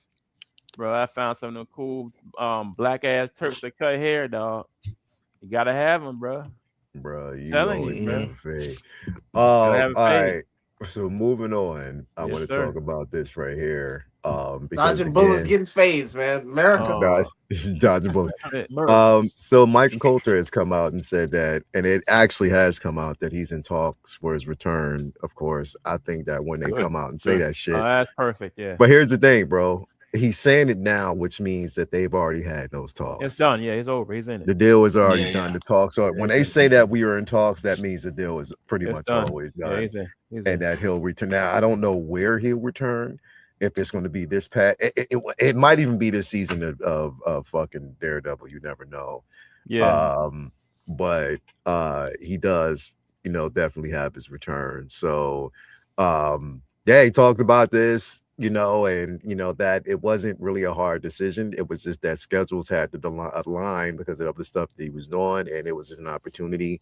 So, yeah, that they've actually been in talks for him to finally come back. And here's the thing, bro. I honestly believe that he was made to play that role. Yeah. Like Yeah. nobody else. I don't give a fuck what nobody says, bro. Those seasons were so entertaining, bro. Listen, It was so entertaining. the boy bro. loves Luke Cage, dog. Yeah, I bro. met the boy twice, Yeah. and cool as hell. He loves the character of Luke Cage, dog. So he's a perfect casting to play that character, man. Yeah, bro. Definitely. Yeah. So I'm glad to see him come back. Wiz, what's your thoughts? Bro, love to see him, man. That show was Thank you, Hawk. Thank you, Hawk. that was another one of them family shows, bro. The whole family watched most of it. Yeah. Some of them was inappropriate. But Yeah. brought that hip hop vibe back, yo, Yeah. that 90s hip hop vibe. Yeah, bro. Yeah. Bro, I've been following him, man. I watched a show called Evil. I still gotta Evil, finish yeah. the last season. And Yeah. I think it was The Good Wife he was in. Like he played a smaller Good Wife, and Evil was made by the same people. He played a smaller role in Good Wife, but he played a gangster. And Bro, he was dope, man. He's a good actor. He did the airplane movie, the airplane film I with was about to say, Gerald Butler, with Gerard Butler. yeah. And The just Airplane recently- movie. yeah. What would he do recently? Didn't he do? He's been in this show, wasn't he? He's like a priest in the show or something. That's like the Evil. That's Evil. That's Evil. Evil. Yeah. Yeah. I So, haven't and- honestly, bro. I haven't watched it yet. Is it I good? haven't seen either. Yo, It's Evil is phenomenal, y'all. It's Evil is phenomenal, but it is. If you're one of those people, I got a friend that doesn't like demonic Scary stuff at all. joint, Like it's demonic dealing with joint. that Yeah. kind of. I'll check it out then. yeah. Cool. Yeah. Yeah. Well, I'm gonna tell you what. I'm gonna give you. It's you got a chick on there that doesn't believe it. It's that kind of show. It's like an X-Files kind of show. You X-Files. got Yeah, someone yeah, that don't yeah, believe it. yeah. Two people Yeah. that don't believe it, really, and one person that's faith-based. He's a priest. You know what I'm saying? And Yeah. dude, and not every show is real. Like every episode. You know what I mean? So some episodes, something just like X-Files. But the Airplane movie let me know that he could play a movie. So because some people feel like you don't feel it as much now because it's kind of blended. We used to have the Yeah. TV actors, Yo, movie that's actors so felt true. different. Michael Cole, had that TV, love him to death, but he had this. He's crossed over to. I ain't gonna say he had it. I wasn't sure because I hadn't seen him in movies. You know what I'm saying? Yeah. So yeah, that yeah. Airplane Yeah. movie let me know was like, okay, he fits in with everybody else. Nah, I think he he's ready for the big. did the other joint too with What's Tyrese that? was a cop. No, he wasn't a cop. The shorty was the cop, and she got locked down in the neighborhood in the building, and he was a Oh, king. yeah, He was a yeah. king. He was a gangster. Right. You right. And he almost right. killed her. He had to kill the cop that was undercover that killed his cousin or something. Oh, for right, real? bro. He was in that. Yeah, that shit was good too. With Tyrese, it was Tyrese, the shorty from James Bond. Not the one that played- long ago. What, like 5 years ago, 6 years? No, Yeah, 10 yeah. years She ago played now. Moneypenny from James. Yeah, from the James Bond. Yeah. Yep. Yeah, that shit was good. Bro, Black he- and he's blue. dope, Black man. and blue. Black That's and what blue. it's Yeah, called. Black and Blue. Yep. Thank you, Dude, I'm One excited, Angry man. Helmet. Yeah. I think he's I think everybody that built that Netflix Marvel, I feel like they deserve it, bro. I mean, they did. Come back. They should Those come back, shows yeah. were on point, dog. The worst show was Iron With Fist. Iron Fist, because they I'm motherfuckers trying to can't think. fight. I can't Can't think of fight. nothing good about it. But I can't think. Oh my god, Iron Fist was not Bro. good. You know But what? He never wore a mask. That's what pissed me off. Bro. You know what would make? I know. You know what would the make? lack of martial arts did it for me, bro. Yeah, that too. But you know what would make for a dope ass next season if he did another season of Luke Cage is if they open up the barbershop again. And the one dude that was in there playing checkers was Bloomer, bro. That shit would be dope as fuck. Yeah, that shit would be funny, bro. You have to insert this nigga in any movie, bro. Like for reasons, bro. This has to be, bro. Like it's my goal, bro. That is my goal in life. Before I leave this planet to get you in some type of fucking movie, bro. Like we have to. It has to happen. It definitely does. Benny, but I'm saying like him coming back. Benny, I know what you're gonna say, but did they have to tell us? No. So, here's how I feel about it. Yeah. Why the fuck are y'all just doing it? He should have been signed. Should have been back, man. Signed. He should have been the first one signed after Charlie. I get Charlie first, but then it should have been. Then it should have been Luke Cage because. Tell me how ridiculous it was to end that season of Born Again with them saying, "I need to put together an army," and Daredevil opening up that door, and it was just the Z-listers of all time. You had a bartender. You had the local crackhead. You had this dude Cherry, who was just like this random fucking. You had just nobodies. How much better would that scene have been if it was at least Luke Cage and somebody else? Like give us Luke Cage and Jessica, Luke Cage. Even if it was the Heroes Fire, man, put Luke and Danny in there. Like I would have made so much more fucking sense than just like what the fuck are they gonna do against Kingpin? It's like y'all ain't gonna help me. Man, he was. There's a handful of actors that's just undeniably like born for their roles, and that's just Luke Cage, man. The way that they did shows are so special and like monumental because they were so unforgivably love letters to hip hop. Like the first season, every single episode was a Gangstar track, yo. They released every episode was a Gangstar track. They released the list of that. I was just like, all right, this isn't like corporate hip hop. What like the white dude at the studio who was listening to like Eminem and Tupac think hip hop is like this is hip hop. Like this is then you got Wu-Tang like playing as he's going through the building, fucking people up. It was like it was such a love letter to hip hop. And it never felt like when they put like rap music in a McDonald's commercial, and it's just like, for what reason? It was there. It was supposed to be. It felt organic. It felt like. Man, I used to love them like R&B McDonald's commercials. R&B ones weren't as bad. Man, shit, man, hip hop sounded like. Yeah, I mean, it was very few commercials that did the hip hop shit, right? They, like St. Ives and Reebok, like there was just like a couple. It was just like a couple, really. That got it right without feeling like absolutely ridiculous. But that was so dope. I've said my piece on Iron Fist before. I feel like there's a lot of dope martial arts in the show. It's just the main character. His character. So you they could have fixed it, man. Hey. Put a mask on him and the show would have been fine. Like he would have been fine if he could fight. The only one on the show who didn't know martial arts. So bring all the defenders back. Put a mask on him and let stunt them. Hey, let me cook. Hey, yo, check it out. Real quick, though. I'm gonna paint this picture before I forget it. I think it was 2017 or 2018? It might have been 2018, summer of 2018. Me, Benny, and Bruce, and I think Mark was there as well. We go to Great Adventure, and we're walking. I forget what roller coaster we were walking to. I don't know. It might have been. I don't know. It was a roller coaster that we were walking to. Season 2. Remember Bushmaster, bro? Remember this motherfucker?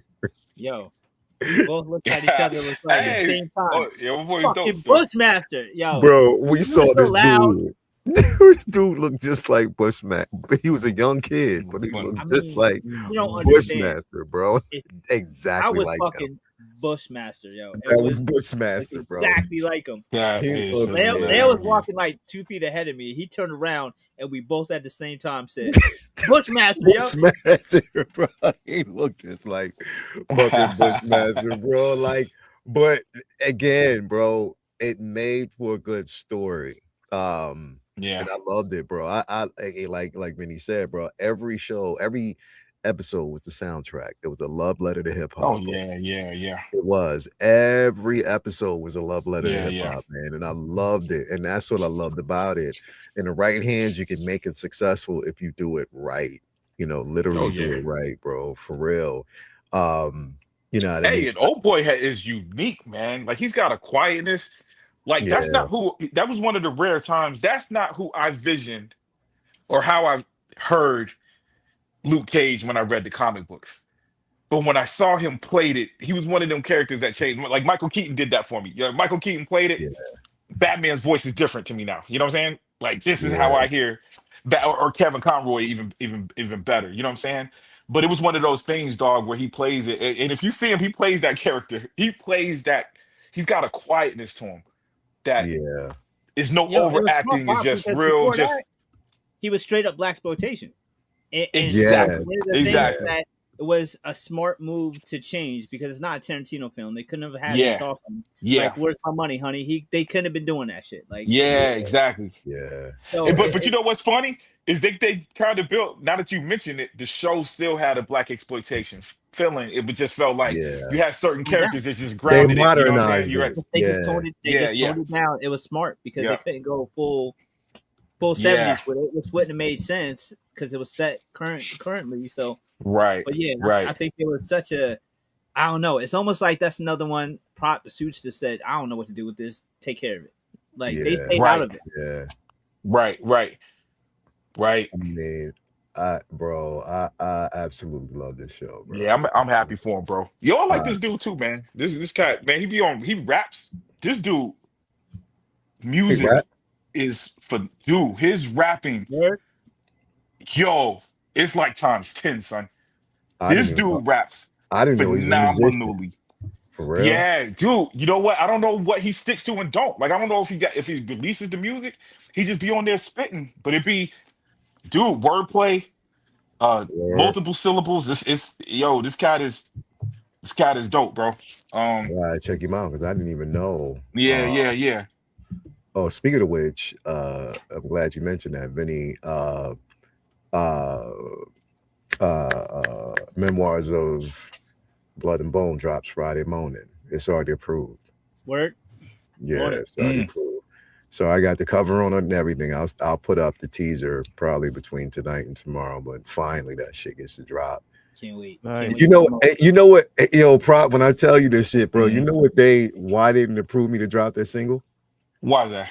Vinny, you heard the song too.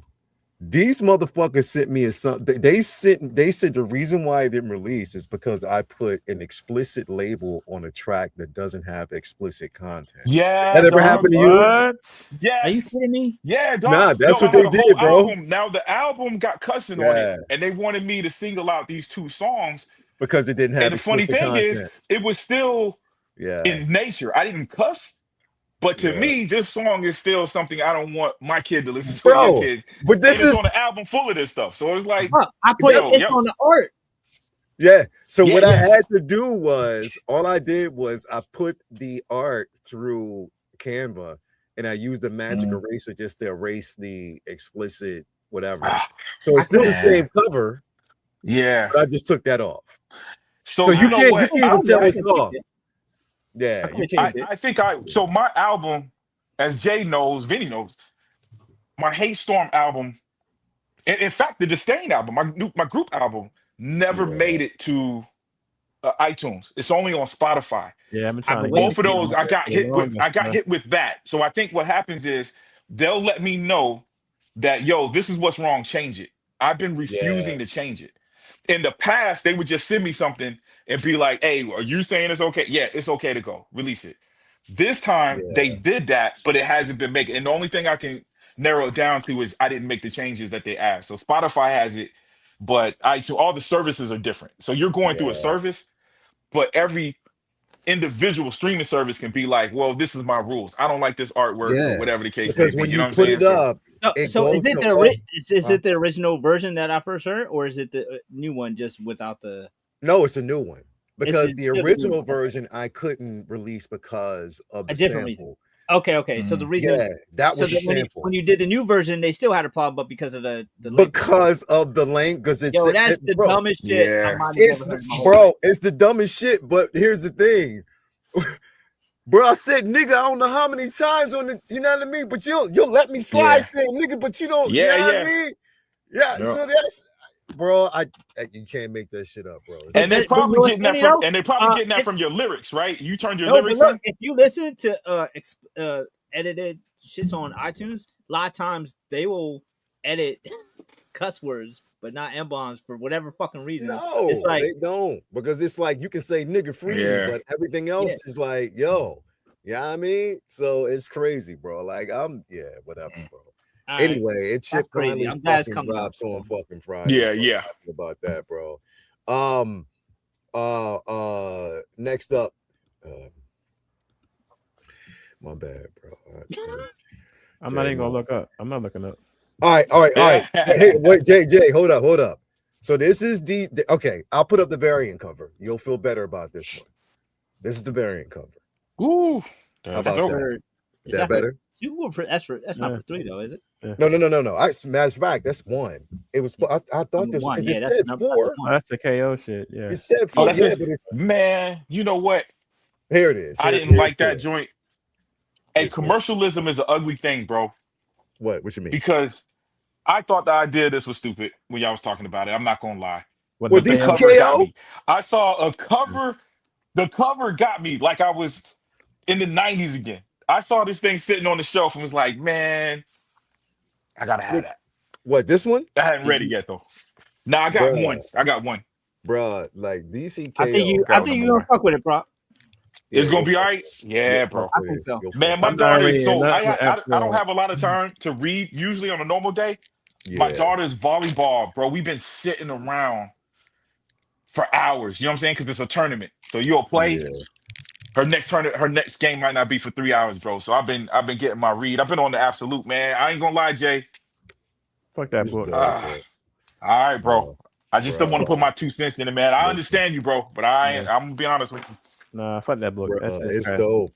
This, bro, the KO. I'm telling you, everybody says that once they actually read it, I don't want to read it. KO, bro, DCKO is incredible, bro. Like it's because it's not only just the fighting, and it's the simple fact that, bro, which the first couple of issues, all you've been watching is a Mortal Kombat tournament. Literally, yeah. Because each character gets to choose a different form, whether it's a form from the future or whatever. They get a chance to choose a form. You know what I mean? But now we're moving into, like, I think this was like what, round 2? This was the semifinals, pretty much. Yeah. Like it's a semi because now we got like less than 10 characters left going into the next book. Yeah, because I think technically there's only 4 left. It's 4 characters at the end of this book. Yeah, because we still have Luthor. He's still there. The Joker's still there. Yes. I think Wonder Woman is still there. She's still there. Yeah. Zatanna's not. Also Big Barda, she's not. Who else is not there? Spoiler warning if you plan to read this. Yeah, spoiler warning if you plan on reading it. But it's been, because now again you're merging, or we're getting a chance to see this world, and I can't. And if you've read the last issue or the previous issue of like what we talked about, I'm sorry, Absolute Superman. If you've read that last episode, I can't wait to hear the dialogue that both Superman and this version of Clark have with each other. I can't wait to hear that. Like, I want to know, bro. You gotta read it to really argue. Like, why are you so you'll never read it. You'll never read it. No. But my only thing is, Vinny, is like, I hope for the sake of that this universe stays around, because they're making these characters, especially Wonder Woman, bro. They make them so interesting, bro. Like, but KO, bro. Anyway, the fights were good. I mean, we got yeah. to see Green Yeah. Lantern, the two Guy Gardner and Hal go against Shazam and Superman. And Which at first you're that like, shit was dope. you know, but both of them they held their own against Shazam while they threw that they threw that little cheat code on Superman for a minute, but he did the impossible breaking out of that shit, but it's only what Superman can do, right? If there's anybody that can break out of that, it's Superman. And then you had the fight with Wonder Woman and who did she fight? She fought Cyborg and basically like Green Arrow, essentially, or something like that. I forget the guy's name. What's his name? Hal, I think it's Hank or something with an H. I forget. But the guy's like he's a prodigious fighter, and that's why he chose him. Yeah. So they kind of linked up Nano against Wonder Woman and Big Body. Yeah, so he Cyborg injected him with some things that help him connect with him, and so they can fight a little with more synergy. And that helped them last a little longer than usual. But Wonder Woman pulled her her braces up, told Big Barda to smack it as hard as she could, and then knocked everybody out. So really, really fun. Well, I guess, pause. But really fun stuff from the fights, honestly. And then pause itself. I was we got us. I was like, okay, I give it to you. And even the merging of Shazam with Superman, what that is going to entail into the next round. And then the elephant in the room is Joker. Because the rules of the game is how the more ruthless you fight, the more energy you accrue. And the energy is almost like, obviously is capabilities in battle, but it's also like an economy between rounds, a boom, a burst of energy, or you can phone a friend. Yes, like I was about to say. So, very interesting where he brought in a friend to give him God Emperor Joker powers. So, he's going to be very interesting and as a foe. And then we see with Lex Luthor and Supergirl. We're kind of like wondering like why Lex Luthor picked her. And it's for the dastardly reasons of why Lex Luthor would pick a Kryptonian, firing kryptonite laced with red sun and making her basically Hulk out, and just rage out, lose control. So she literally evaporated the head of somebody. I forgot who. But that guy's gone. He's definitely done for. He will not be in Rush Hour 4. So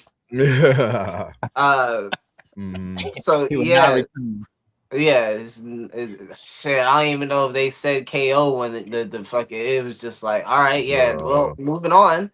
That's how matter of fact the death was there. So a lot of brutality, a lot of things happening that are really fun within this storyline. to me personally, is some of the most fun I've had with DC Comics in years. And I'm happy they're doing events like this, and I think this would be memorable to bring in younger fans to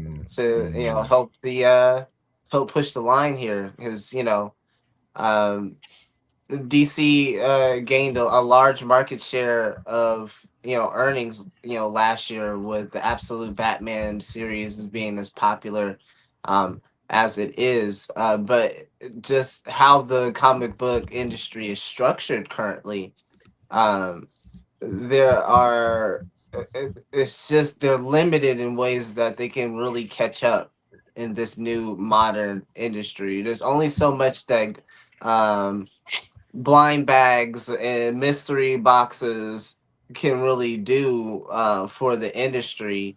It really needs to be a different way for people to access the material and instantaneously, if you will.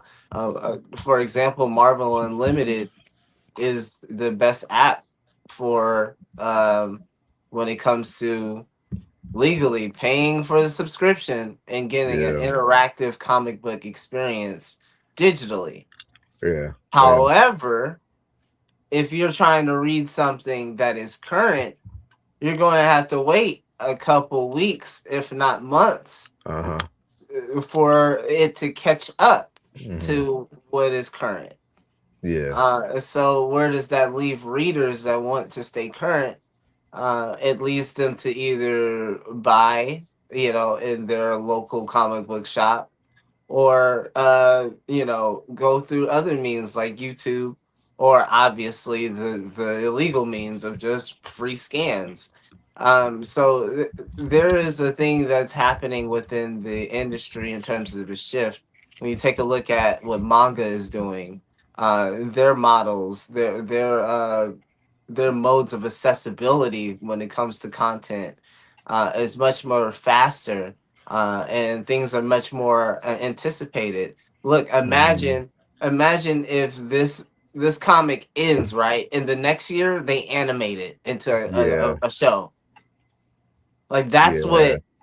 And obviously somewhat that splits the fan base up, because there's it's almost like comic book readers as to like MCU watchers with manga readers, where it's like the manga readers versus the anime watchers, because the manga readers like, I already know the story and that's not it, and they made clear adaptations and that's not what's in the book, and there's people that just don't want to read, so they rather watch, and then they get that specific thing. So really what I'm saying here is I really hope that this recent success for at least DC, we'll see what Marvel does. They did have a good success in terms of giving us good content last year, but in terms of their market share in like making more money than the year before, they barely moved the needle in terms of comic book sales and overall in terms of what they made.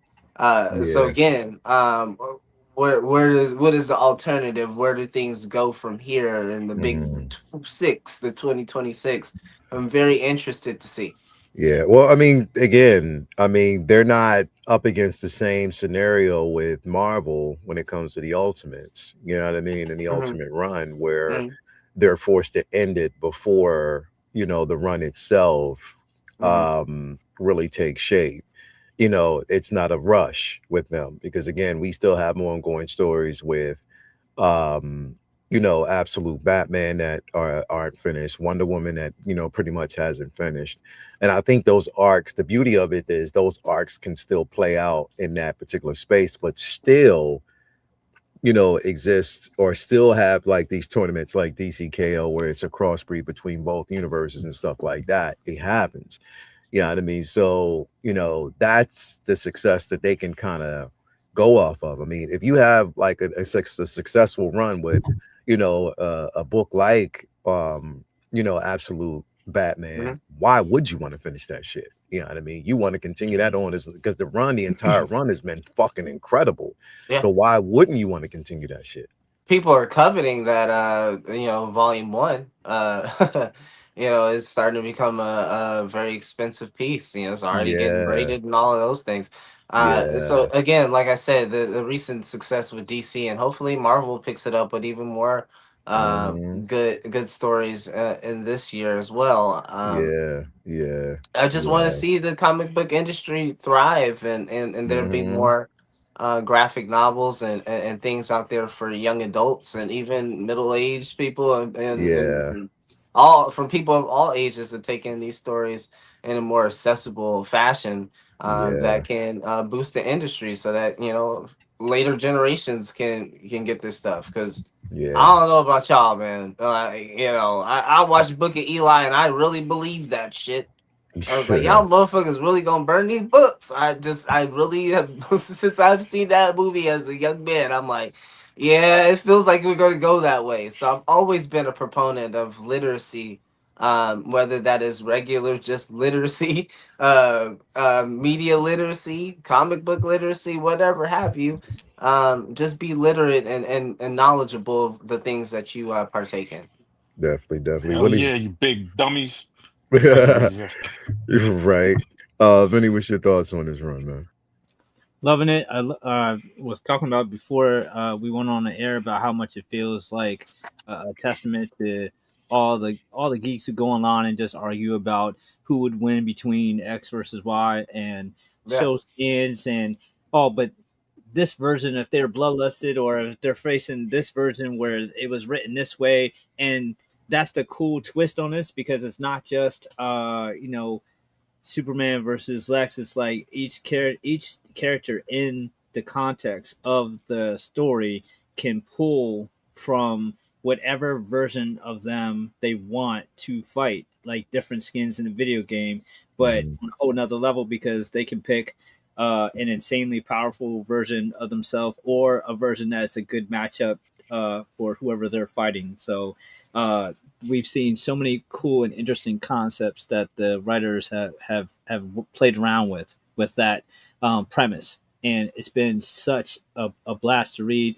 What and it never really feels like they're it's unimportant. It feels like it's still important within the context of where they're going. Like it's going somewhere that this is all super their stakes. It's super important who wins this because they will be responsible for shaping the future, of DC. So Joker wins, you're obviously going to have an entirely different universe in the aftermath as Yeah. if Superman would. So it's very Yeah. important, and everything matters. Batman finna come in clutch, bro. I thought they were going to have Joker bring in Batman as the trick, but it wound up being Supergirl. But there'll be some Batman like. There's no way they Yeah. wrote him out at the beginning without for no reason. Like there's going to be something that happens. He But will. I know motherfuckers was mad. Duh. as a Batman fan though, I loved it because it Mhm. added it gave them more freedom as Yeah. opposed to having them, because people would have been pissed off if he was in it still, people would have been pissed off of prep time and all that And bullshit. contingency and They stuff would have like just been that. mad. They Yeah. would just been mad if he won and mad if he lost. You would have been able to please him by writing him out at the beginning, give him more freedom to do Yeah. other shit, and then they could Yeah. still have something like you said, Bloom, where he comes in at the end or does something. Who the fuck knows? But in the context of what they've done so far, I feel like it's Mhm. a great story. I've never seen a crossover event like this with this format. Never seen anything like Yeah. it's Batman almost gonna come in there with a triple it's, bicuspid it, backflip it's kick funny on that because nigga chin, knock his ass out, it's and funny then because it's very similar to Secret War and Battle World a little bit, but not so heavily emphasized the one-on-one battles and how they Yeah. fight. So I love the premise. I love what they set up, and then adding in the tease of the absolute versus is chef's kiss. If you're actually into that, obviously, Yeah. some people it may not be their cup of tea, but in the context and confines of the story and tying in that universe, that makes so much sense. I wish yeah, that Marvel had Yeah. that level of interest in their Ultimate Verse, but Yeah. honestly, it seems like DC is just more interested in keeping the Absolute Verse going, and hopefully they have big plans for at least Absolute Wonder Woman. Given the Yeah. sales, their Absolute Batman is not going anywhere anytime soon. Hell no. Uh, it just makes you wonder and scratch your head more about why they're ready to wrap up Ultimate, even if it makes sense story wise to the confines of story. It makes you wonder why they're so eager Yeah, I to think it's make the that difference of finite going into because going into it. I think they went into it, Vinny, like with like DC is like, man, this is our thing for now. no, but I think that Like they this might is our want to have the Ultimate Verse finite for story time, but Bloomer, I think it might be Disney saying, "Look, man, we go through so much fucking bullshit to make sure Marvel Comics like cater to the fucking MCU storylines. Now we got a whole nother universe to have to worry about that with. Wrap this shit up." Yeah, I know. Yeah. I get what you're saying, and I'm just saying. I think the difference of the verging paths is like DC is like, man, this is our thing right now, and like Marvel's like, man, this is our thing for now. There's Yeah, just yeah. two different things. There's two different vibes that you The get with Absolute it. Verse is part of the overarching story. Right, right, right, It right. doesn't And touch that it yet. feels more like cohesive that it's telling Yeah, more of like a wide range of things that are happening right now in DC, yeah. as opposed to the Marvel thing where it's just a side sect of Just something a peripheral. happening. Yeah, You Yeah. know, it's Yeah. not over the wide range of the 616 or what we know, you know? yeah. Yeah. They have more freedoms with Absolute Yeah. right now. There's more freedoms because again, they see the success of it, whereas it's almost like Marvel's afraid of it. They're, you know what? It's not so much of them afraid. It's afraid of what can happen with the main universe because people are gravitating and less stories are really being paid attention to in the main universe. And I'm like, for the MCU, why the fuck would y'all be concerned considering the simple fact that everything that you've done right now has been based off of the Ultimates? You know what I mean? So it's a win-win for y'all. Speaking of, Exactly. Look how much other shit is yeah. Ultimate's based. Yeah, like it is. It definitely is. Prop, you read this book, didn't you? Nah, dude, I got the first one. I ain't even cracked it open yet. All right, well, take your time because this So this is number 3, right? Oh no, number 4. Yeah, This No, I is got number number 4. 1, bro. Number 4 is upcoming. Yeah, this is number Yeah, 3. This number is 3.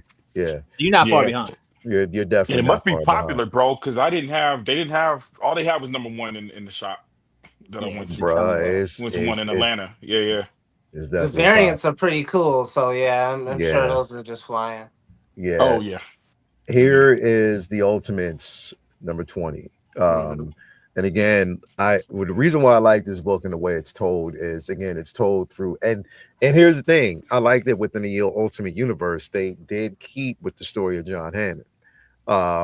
You know, as his, you know, again, his, you know, him being converted to or from the original Human Torch to Vision. I mean, they're keeping with that same story beat. And I like that. And you know, just the whole plug of him fucking with Nick Fury. You know, now Nick Fury recognizing and understanding he's been terminated so many damn times that there's different life models, decoys of him all at the same time that were almost obliterated. But I love the way this story was definitely and the simple fact they're giving Janet Van Dyne like an easy way out. Now we know that she was like a triple agent, you know, but at the same time not really trustworthy of Hank Pym, at least that version of Hank Pym, because of everything that's kind of happened at that point. But again, is it me or with these runs, even with the Ultimates number 20, everything kind of now, because they're rushing to get to this particular point, it seems like it's all over the place. Like it's hard for me to almost follow now, because you have one end of it that, I mean, and we still don't know. I mean, now that you made the Maker like almost damn near Unicron, like you know what I mean? Like it's just I don't know. I mean, this book was dope. Don't get me wrong. Well, I get what you're saying, but it's a battle on many fronts. So many different fronts. And that's what and the two fronts that are important right now is the front that we see here in Detroit and what's happening inside and the city. Yeah. So I get it, but that's just almost the complex nature of what they're trying to do here. And even with the layer of what the ship of Theseus vision here, it becomes even more of like a complex understanding of what's happening, as he's been able to, as they were able to successfully send him back further than 1963.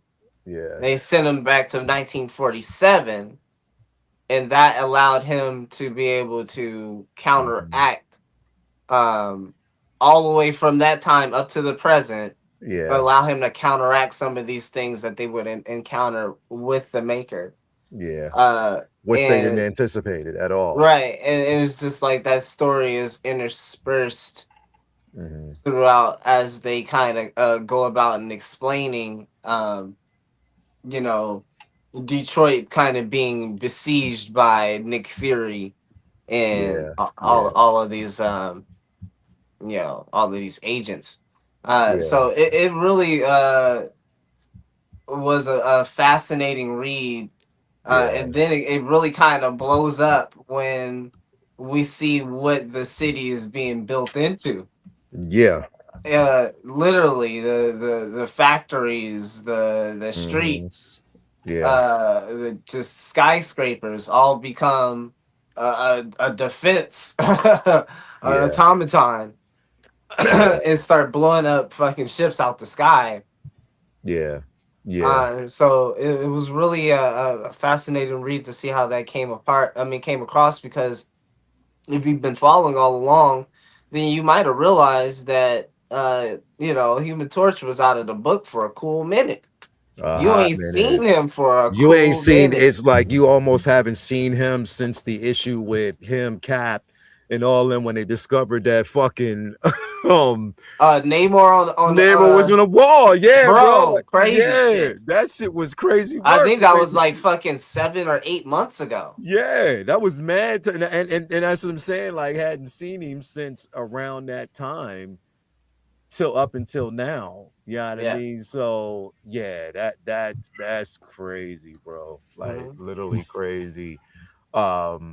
You know, that they're doing that. But yeah, man, like it was an incredible book. It was definitely an incredible read. I loved it. I loved the evolution, and I've always loved. I even think, you know, I have been pushing in the main universe for us to sort of get like a return to John Hammond somehow, bro, because it was always, I always loved that version of the Human Torch, the original Human Torch back in the day.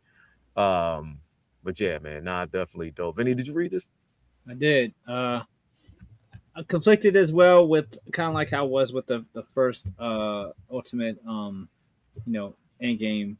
Just because it's a bit odd the way that they progressed the story. They're continuously like pretty much introducing new characters, and the fights that are going on around the world kind of lack some of the weight because it's just glances of it.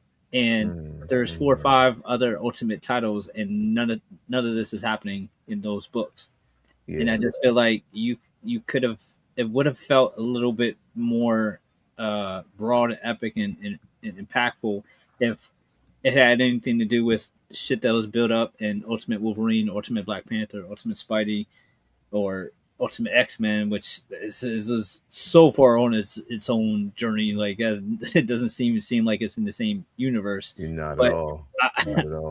But then the stuff in the Ultimates and the stuff in Ultimate Endgame is like, that's like its own almost self-contained thing of what's going on. And it's a lot of bouncing around, and then they're introducing new twists and turns that weren't built up very well. But I can't hate on it because they're still great. It's almost like you just have to imagine that there was more. It just feels like you're missing stuff. Like you're just not seeing all the stuff. So I don't feel like it's as fleshed out as it could be. But the shit that you're actually reading is great. I just feel like there was more to it. I feel like I'm seeing the highlights of a great movie, and I'm like, wait, I want to see the whole rest of it. The potential is definitely, it's so much potential. Like in this is it's almost like a much different version than the version that we're used to. This is almost like a Martian Manhunter. He's linking all the other soldiers together in such a great and in interesting fashion. I'm loving so much of what they're doing. I just feel like it's. I wish that this was built more. Like now that we're into the war, it felt like we skipped ahead in our. And I feel like that's. I guess that's my point. Like, yeah, it because sped up to this point, and it's like the how in between is missing. Yeah. Yeah, because like if you read Endgame straight into this, there does feel like there's just like a tiny bit of a gap, right? Of like what happened, because it does start off with those nodes being reconnected, right? At these different fronts. And I kind of get what Vinny's saying is like, man, I kind of, even if they just had them fighting, then the nodes came on in the middle of these fights, probably would have been better than just seeing Cap taking cover and then the nodes come on.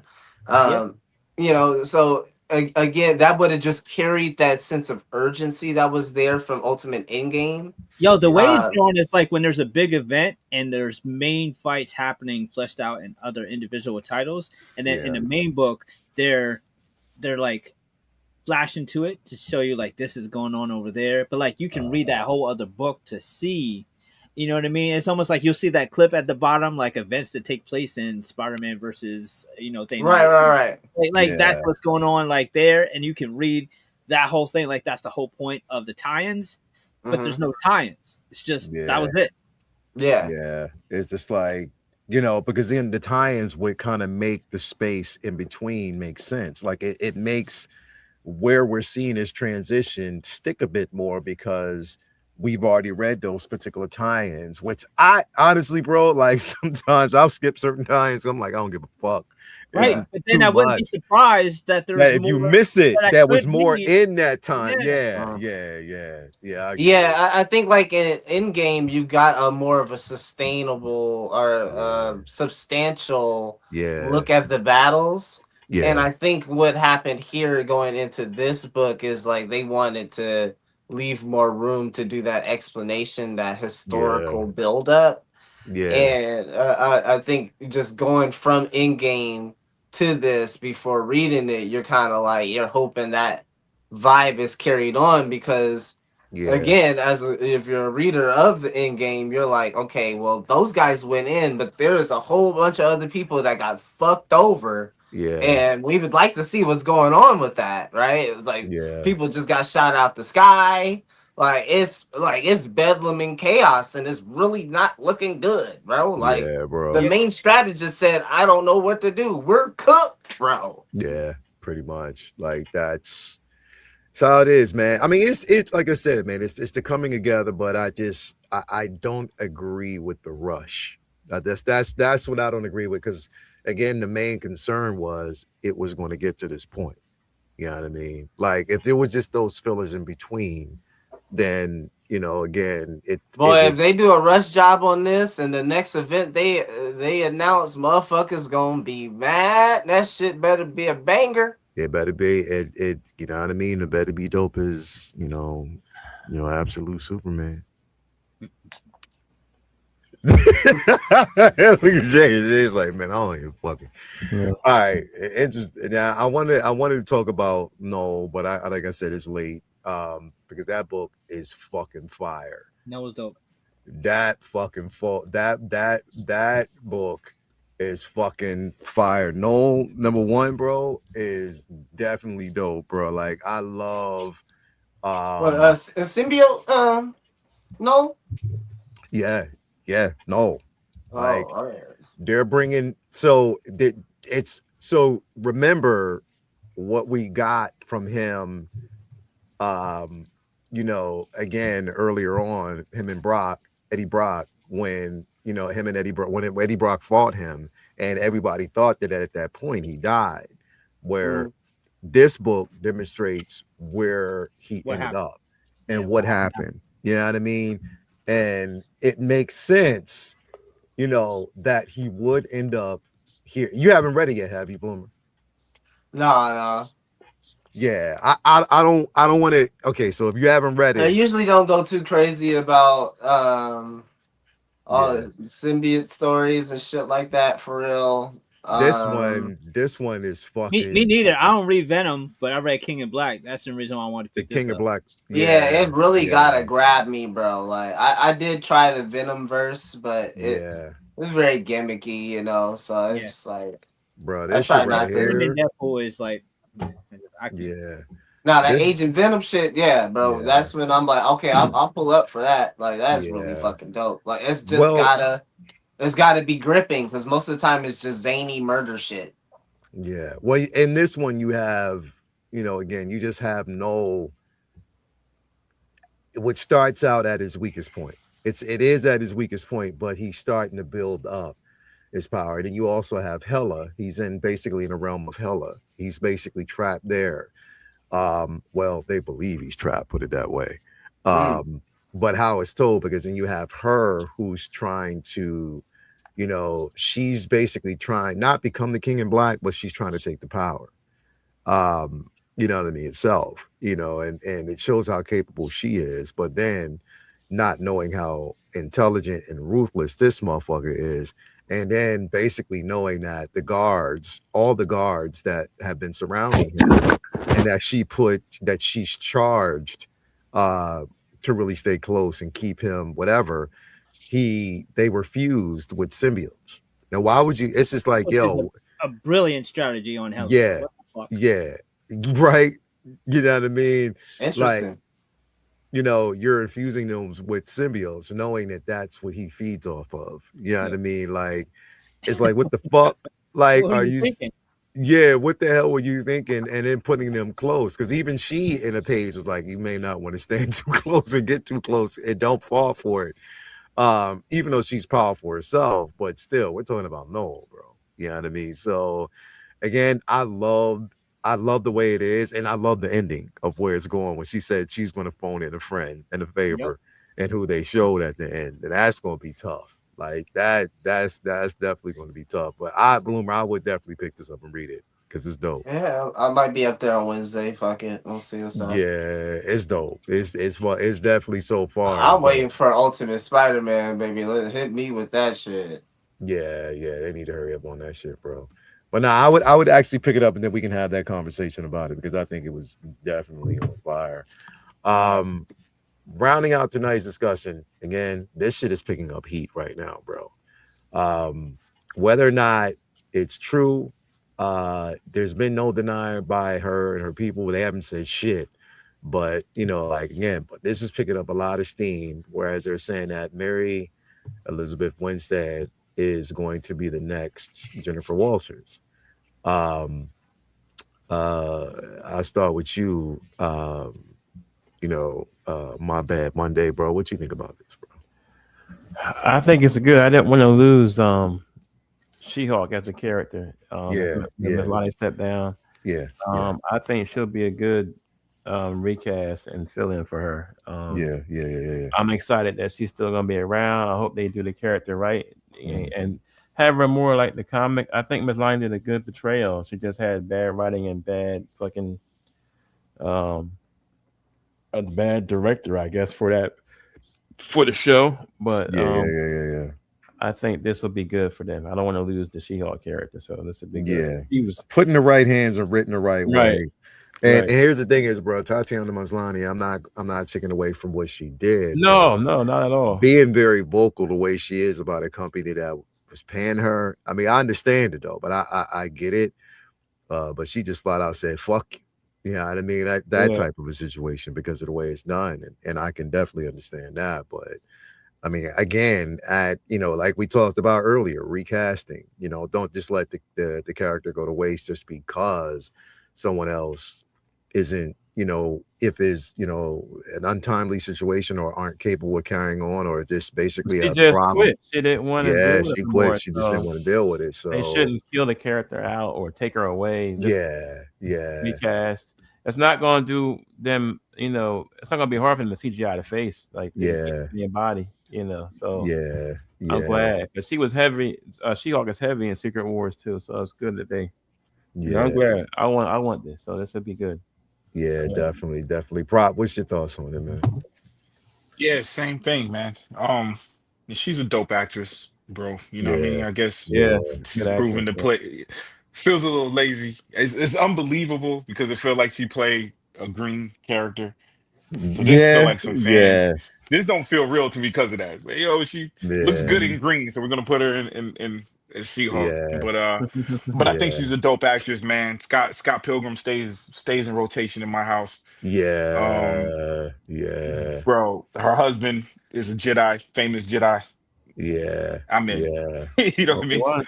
And we Wow. already spoke about the recasting thing. I think this is easier. We talked about recasting in general earlier. Yeah, This is one of yeah, those easy ones, man. I mean, I would yeah, imagine not a lot of people watch the show because I know it got criticism, yeah, but again, we got to know this. They're not canceling because people don't like something. You know what I'm saying? It's like people didn't watch it, so I don't think yeah, the masses got used to her being yeah, She-Hulk if they even know what She-Hulk is or who she is. You know what I'm saying? Mm-hmm. So I think this is yeah, an easy one.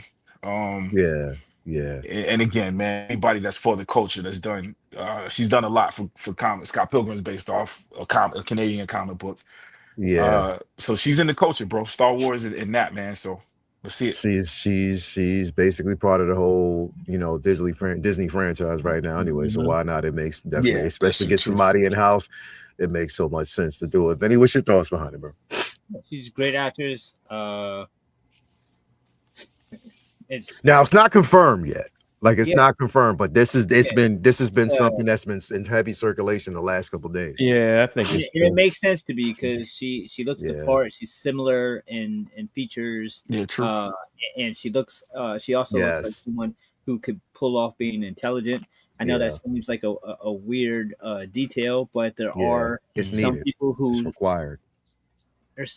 who feel like they communicate that they could be a lawyer type versus a ditzy type of a character, and that's somebody who looks like she's intelligent in real life. And she's not going to be hard to be believable as an Yeah. intelligent lawyer. Hopefully, that's something that that continues to be improved upon with her the law part of that character, Yeah. and the cheeks is a bonus. So I'm Yeah, they gotta make that butt bigger. Gotta make hers bigger because hers is bigger than Miss Lonnie's now. See, Duke got dunk. It's bigger than Miss Lonnie, so they gotta make it bigger. no doubt, no doubt. Yeah. Book it. Yep, put it down. Yep. Cheek Our plus. work here is done. Our work here is done. Yep, it's over. It's bigger than Miss Lonnie's. So Out. I know Obi-Wan Kenobi be wearing that ass out. Bro, I should have known when you was like, and I should have known, bro. I should have known where it was gonna go. That's where. Obi-Wan, That's big one. what Yo, and the thing is, bro, it was crazy because Jay Bird was playing a safe role until you said it. He was like, "Yeah, bro." Jay said, "I ain't gonna be the one to say it." Yeah. Nope. But I'll back you up. I'll back Yo. you up. But he had my back though. He co-signed. I'll back you up. Yo, Jay Bird waited. He waited. As soon as he said Jay Bird was like, "Yo, I know about the cheeks now. I done seen them. I know why. Listen, yo, I know why Obi-Wan married Yo. him. So let's be happy for him. I yo, know about that them shit cheeks. was hilarious. Them man. orange pants don't lie, boy. Oh my Yeah. god, that was hilarious, bro. That was so fucking funny. Hey, but Bloom, what you think about this, bro? You guys are fools. Yeah, if it works out, I still just want. As soon as I saw this, I was just like, in house much? Like Yeah. I think I think they should still do their due diligence and think about who could really work in that role. Maybe somebody that can really just be focused on that, somebody that's up and coming or something like that. Or Yeah. you just just do your due diligence. If that's what they feel as though that tests well with them, if they go and give the green light on this, see what I did there. We'll see what happens. So but yeah, it's needed. We need this now. We need to be able to replace her. So again, I just hope, just like Pimp Juice has said, it's just I hope it's a win for the character and we get the character more moving forward. Obviously, seems like with all of this stuff going on that we won't see that in Doomsday, but Secret Wars is still on the table, and why not? So hopefully, some things will be ironed out by then. It's a world of time between now and then, so yeah. It feels like a crater between now and seeing Doomsday, and that's the same year. So just imagine how it really if you think about it, imagine how it feeling from here to Secret Wars. There's just so much stuff that has to happen. Yeah. So yeah, we'll see what happens. I've said that a lot tonight, but again, that's just kind of where it's gonna go right now. We just have to really wait and see. Yeah, there definitely is a lot that has to happen between now and then, and how integral these and important these characters are. It's just waiting to see. But again, like Mary Elizabeth is a dope ass actress, bro. She's, definitely what you're getting from her. I actually love her performance in Cloverfield, the last Cloverfield film. She killed that. But definitely they had the one where they were in space and the one that was like a prequel of the one. It was the one that I forget. When they were in New York, something Cloverfield Lane. It was when John Goodman had captured her. Oh, no, that's the third one. That's like that's after the New York event, right? That's after New York. That's after New York. And chronologically, that would be the third. Yes, after the third one. Yeah, it's definitely so. But nah, she did such a phenomenal job in that. Plus, she was in. Even in she was dope as in Emancipation of Harley Quinn or something like that. Whatever. That was good. She was dope in that. I liked her character in that. I mean, she shows range. So I mean, she's has such range and is an amazing actress, man. Definitely incredible. So Vinny's funny as fuck. But yeah, anyway, man. I hope it's true, bro. I hope it's true within this space that we do get her. She would be perfect, though. She would be perfect. She would, bro. But again, I hope they learn from their first mistakes. You know what I mean? Like, don't again. If she's a lawyer first, remember that. Yeah, she's a lawyer first. She's a very intelligent lawyer. She does win cases. She doesn't just hand cases off, to other people just to get a shot of ass. Yeah, that's not her. And you did. See, that's the thing is like when I think about that, you did the character more of a disservice doing that because of the perception that you gave of people. When you're looking at that perception doesn't look good because you're trying to say that you're pushing a narrative, but then you're also pushing a separate narrative that kind of works against her. Mm-hmm. You know what I mean? And that's what didn't really make sense to me. But hopefully they get it right the second time around. Who knows? We'll see. But yeah, I think she's dope. Whatever. But anyway, man, that's the show.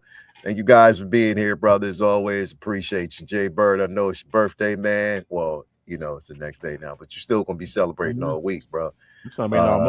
All month. You already know, man. So definitely appreciate it, man. What you got going down, bro? Tomorrow is gonna be cold as fuck. I'm not looking forward to that shit at all.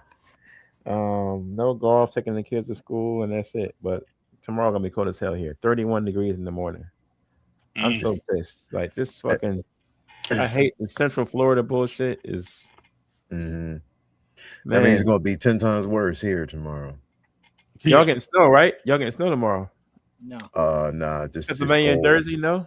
Nah, maybe this weekend, but tomorrow just cold as fuck. Like, it's cold as hell, bro. If it's 31 here, I know it's like 15 or 10 at home. It's legit like 15 here, about to be almost hell no. Yeah. I agree with that cold shit. I can't do it. I hate that. So fuck Boomer and that Southern California shit. Hey, the Gators will freeze. Yeah, yo, it was crazy. You see the fucking iguanas. The iguanas, they fall off the trees, dog. Bro, they'd be paralyzed. The iguanas. So cold, bro. That shit is funny. I'm gonna take a picture tomorrow if I see something Bro, tomorrow. I was looking at. Need to hibernate. Right. Bro, when it's too cold, them motherfuckers will freeze up and fall off the trees. That shit is hilarious, dog. What, the iguanas, bro? Yeah, the iguanas. Yeah. That's sad. Bro, they become like they have like paralysis. The motherfuckers just fucking pass out and fall off the tree, dog. Bro, yo, Yo, Prop, you know what I'm about to do with Jay, bro? I'm about to put him in a tan suit and some boots and socks, bro. I'm about to call him. You know the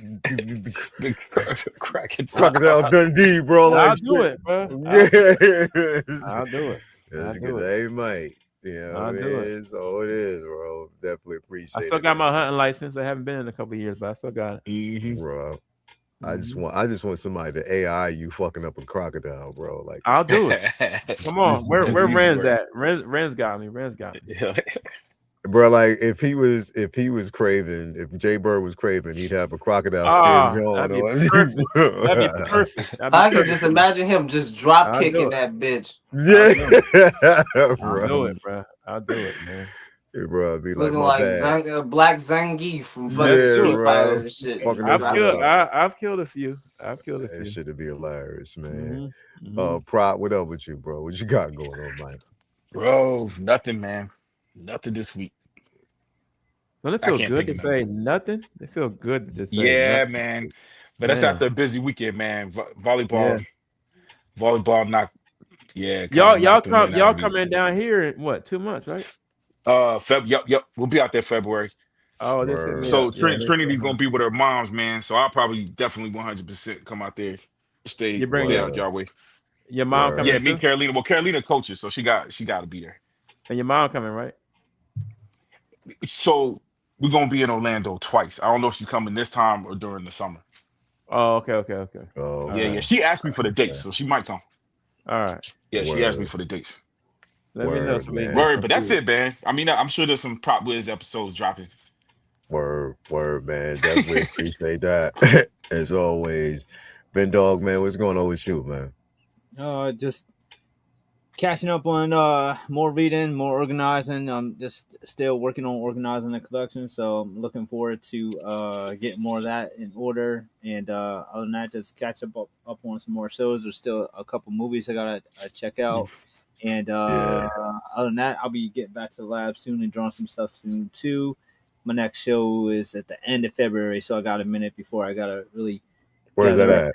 That's going to be in State College, Penn State. Okay, got so that's the Happy Valley Con. That'll be like end of March, last weekend of February and into March. So I got a minute before my next show, and then so I got a bunch of stuff for upkeep and that I'll be doing, and then soon I'll be back to lab just doing some more pieces for that. So looking forward to that. Other than that, man, not much. Just hoping snow stays out the way so I can enjoy a little bit of respite before weather warms up again, and hopefully this we all warm up soon from Florida to PA. Man, it's too fucking cold. Oh my god, cold, bro. I want my global warming back. That's supposed to be the first. At least it makes everything too hot. I take too hot over a little chilly any day. Yeah, bro. Bro, I hear you, bro. But this motherfucker right here don't experience that shit. Nah, it's good.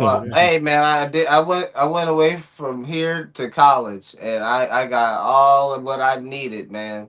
I used to laugh at niggas that used to get long johns, and then I'm like, all right, man, I understand.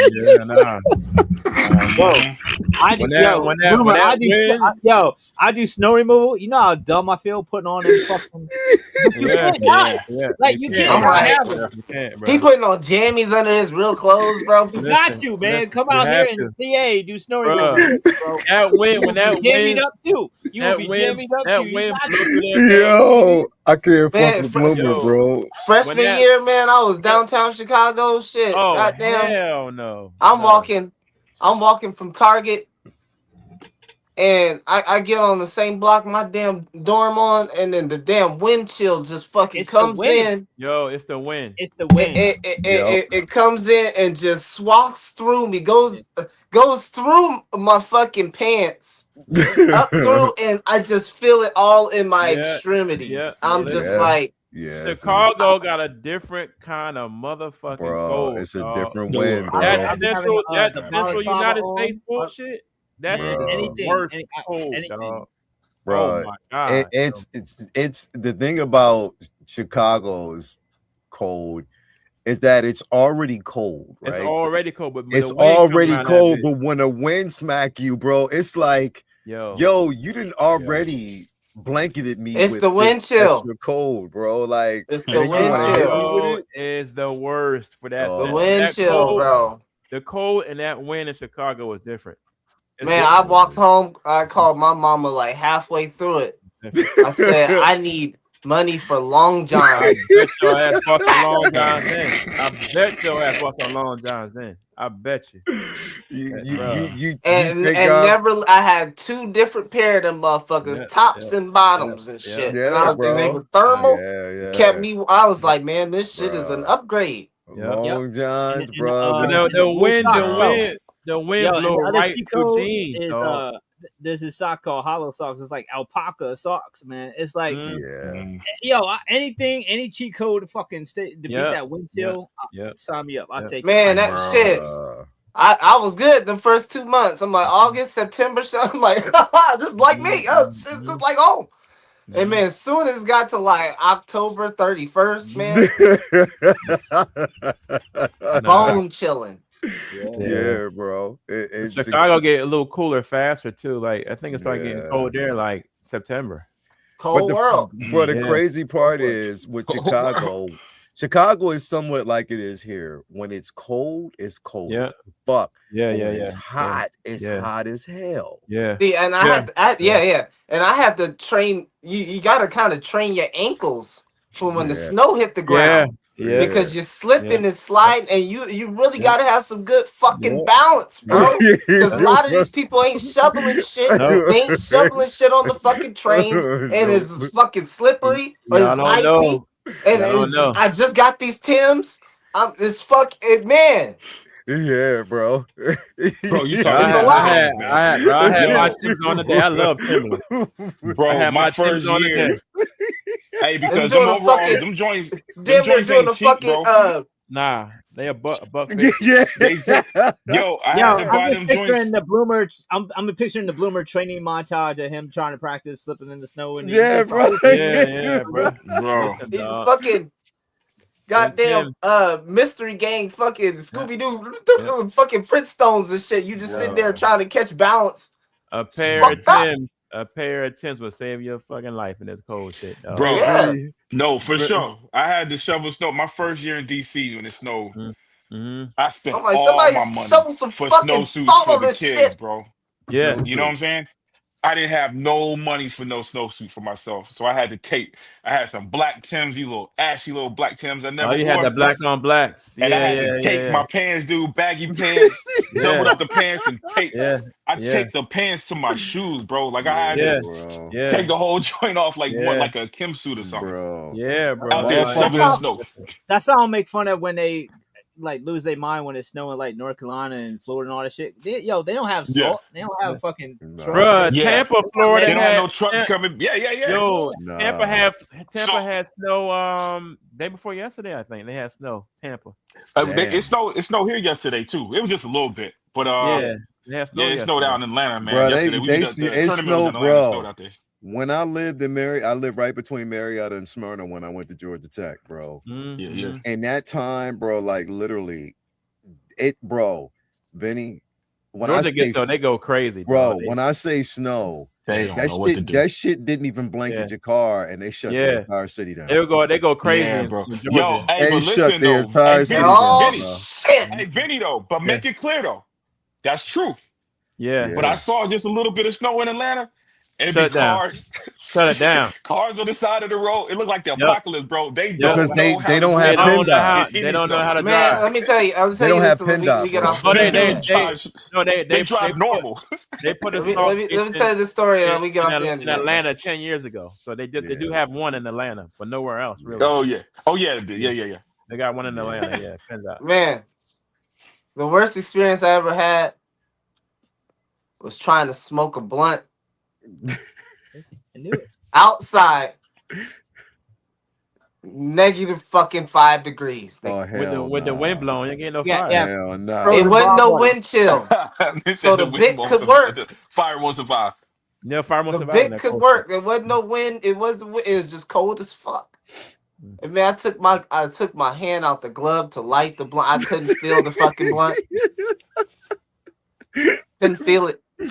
Bruh. Yeah. Yeah. See? It's just like, man, just fucking pack this shit up. Put it back in the fucking zipper. Let's just fucking bro. we'll figure it out. Time to go. It's time to wrap it up, bro. Wrap it up, bro. And you know what? The crazy shit is, bro. It's what I hate. It's when I used to have to get up in the morning. And that's why I'm glad working from home and I have the ability to do that. I don't have to. But getting up in the morning and wiping off the car, bro, or wiping off Toya's car early in the morning with that wind, bro. And then sitting in a cold ass car trying to warm that shit the fuck up, bro. Like, bro, you gotta get remote start. Why you playing around going out there in the car? Because my damn remote starter's broke. Oh my god! I gotta get that shit replaced. I gotta get my entire car. My car is done. You gotta get the remote start fixed, bro. Yeah, I gotta get that done, bro. Man, she has a remote starter with the seats and everything. She has. Okay. So she has it in her car. Mine broke. Mine is out of whack. So I used to complain about that shit. I'm like, man, why is it still fucking cold? The sun is out. I see the shit. Yeah. I'm in this motherfucking car trying to get ready to go to school and shit. It's freezing. Yeah, bro. It's not good. Always like that. Let that shit run and go back in the house. Go in the house, chill. Yeah. Let it run. And just go back in the house, bro. Because the cold around here just hits extremely different, especially getting up in the morning. It just hits so different, and it ain't like that. Harrisburg, bro. We've never experienced 3 seasons in one day, especially in the wintertime. Fuck that. It's cold. Yeah. Throughout the day, throughout the fucking day. Overnight snow removal when that shit stop at 10 p.m. and you out till 8 a.m. the next day. Oh hell! And see, bro, these little kids don't know the struggle, dog. Walking to school in the snow, bro, in the rain. Hell yeah! Oh my god, bro! It wasn't no snow days, bro. We ain't have snow days in Jersey, bro. Your ass walk to school in the snow, in the rain. It has to be blizzard weather here. Before your street was Harrisburg School District didn't have snow days. We had early dismissals because they had to justify they had to feed the kids lunch. So after the kids got lunch, then they got to go home. We go home at 1:30. 1:30. Yeah, we had to walk to school, bro. That shit was crazy. The Catholic school down the street, man, you see the flake fall. They was home already at the crib. Fuck your dinner. You eat at home. Get you some snacks on the way home. Stop at the Unimart. That's all it was, bro. That's how they work. That's these crazy. Little youngsters don't know about that hard life like that. Hell no. Walking to school in that rain and that damn snow was a bitch. Like a bitch. Anyway, man, Bloomer, what's going on with you, brother? Man, nothing much this week in terms of collectibles. Just working on making sure I get the folks taken care of, man. Lovely birthday, bro. That was dope. That was cool. Really just happy and blessed to be where we're at right now, man, with the folks, and just trying to continue to get them healthy and move them into the next stage. So a good chunk of this month going forward, and hopefully next month we'll wrap it up. But I'm trying to get her into Social Security so she can get her retirement and then officially retire my mother. I got a lawyer if you need one, a good one. Well, we'll see what happens. And then but my father's situation was pretty smooth, so I don't think we ever really needed much from that. So I'm hoping the same here. But yeah, so I'm hoping that she can be able to get her own pension and her own fixed income, so that she can have her own pocket money. My dad have his own pocket money. Then that's good. I can get the things. I can keep my income from being tapped to take care of them. And then hopefully I can get her as my own care recipient. So it's going to be a long process this year. Hopefully, by the time I guess by my birthday in August, or hopefully by Halloween, we'll have a lot of this stuff resolved. But that's kind of the main things that's on my mind. But if you guys saw, I posted on Facebook. Celebrated my mother's 63rd birthday on Saturday. Today is my young lady. Yeah. And today is my grandmother's birthday. She G-Mom. Happy birthday, Yeah, big she mom. passed away. Well, almost now 5 years ago now. So she was born in 33. Okay. Yeah, so it was always kind of like a dual birthday thing. So, on these days we definitely have a little heavy heart. But again, like I always say to you guys, man, especially with it being Dr. King's birthday, and like everybody is saying, in light of the current climate, please go out there and spread love and spread inspiration out there to the people that you run across. You never know, a smile, a response, asking how someone's day is, or thanking them for that, or just thanking them person for something can go a long way. You hear the stories all the time about someone just had a one fucking social connection. They might have not done something that was so horrendous, or we hear about these things all the time. So please go out there and spread kindness and spread love wherever you can, because you yourself individually are powerful. Don't forget that there's power in the individual. Please hold on to that. Yeah. Because life is precious, man. Just like I told my parents, we're definitely not guaranteed each and every day, and we're not guaranteed each and every year. But what we can do is make the most out of the days that we are given. Yes, sir. So Yes, sir. that's what my message is to everybody still watching and hanging on with us, is make the most of each and every day that you're on here on this earth. You matter to us. And you guys know the rotation: Monday, Wednesday, and Friday. You're here with us on Monday. Wednesday, we got a decent amount to talk about over there with Hot Toys. Yes, We got a we do. couple releases.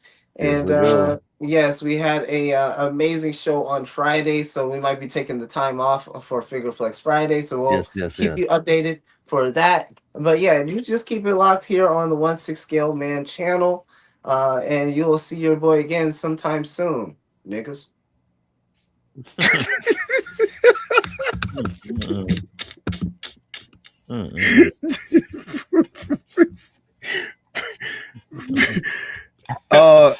Hello, humble collector from UK, man. Appreciate you. He said on our little Ireland, it pisses down Ray. Definitely, bro. Appreciate you. Thank you for being here, man. All the way from over the pond, man, across the pond, man. We definitely appreciate that. But anyway, as always, man, great show. Talk to you guys later. As always, peace, love, and all that great stuff. I love you, Mom. I hope you're resting right now. No doubt. Mama. Yeah, I hope you're resting right now, getting better, man. As always, I'll see you tomorrow, Mom. As always. But yeah, talk to you guys later on. Have a great rest of your evening. We'll talk to y'all later on, man. Peace, love, and all that great stuff.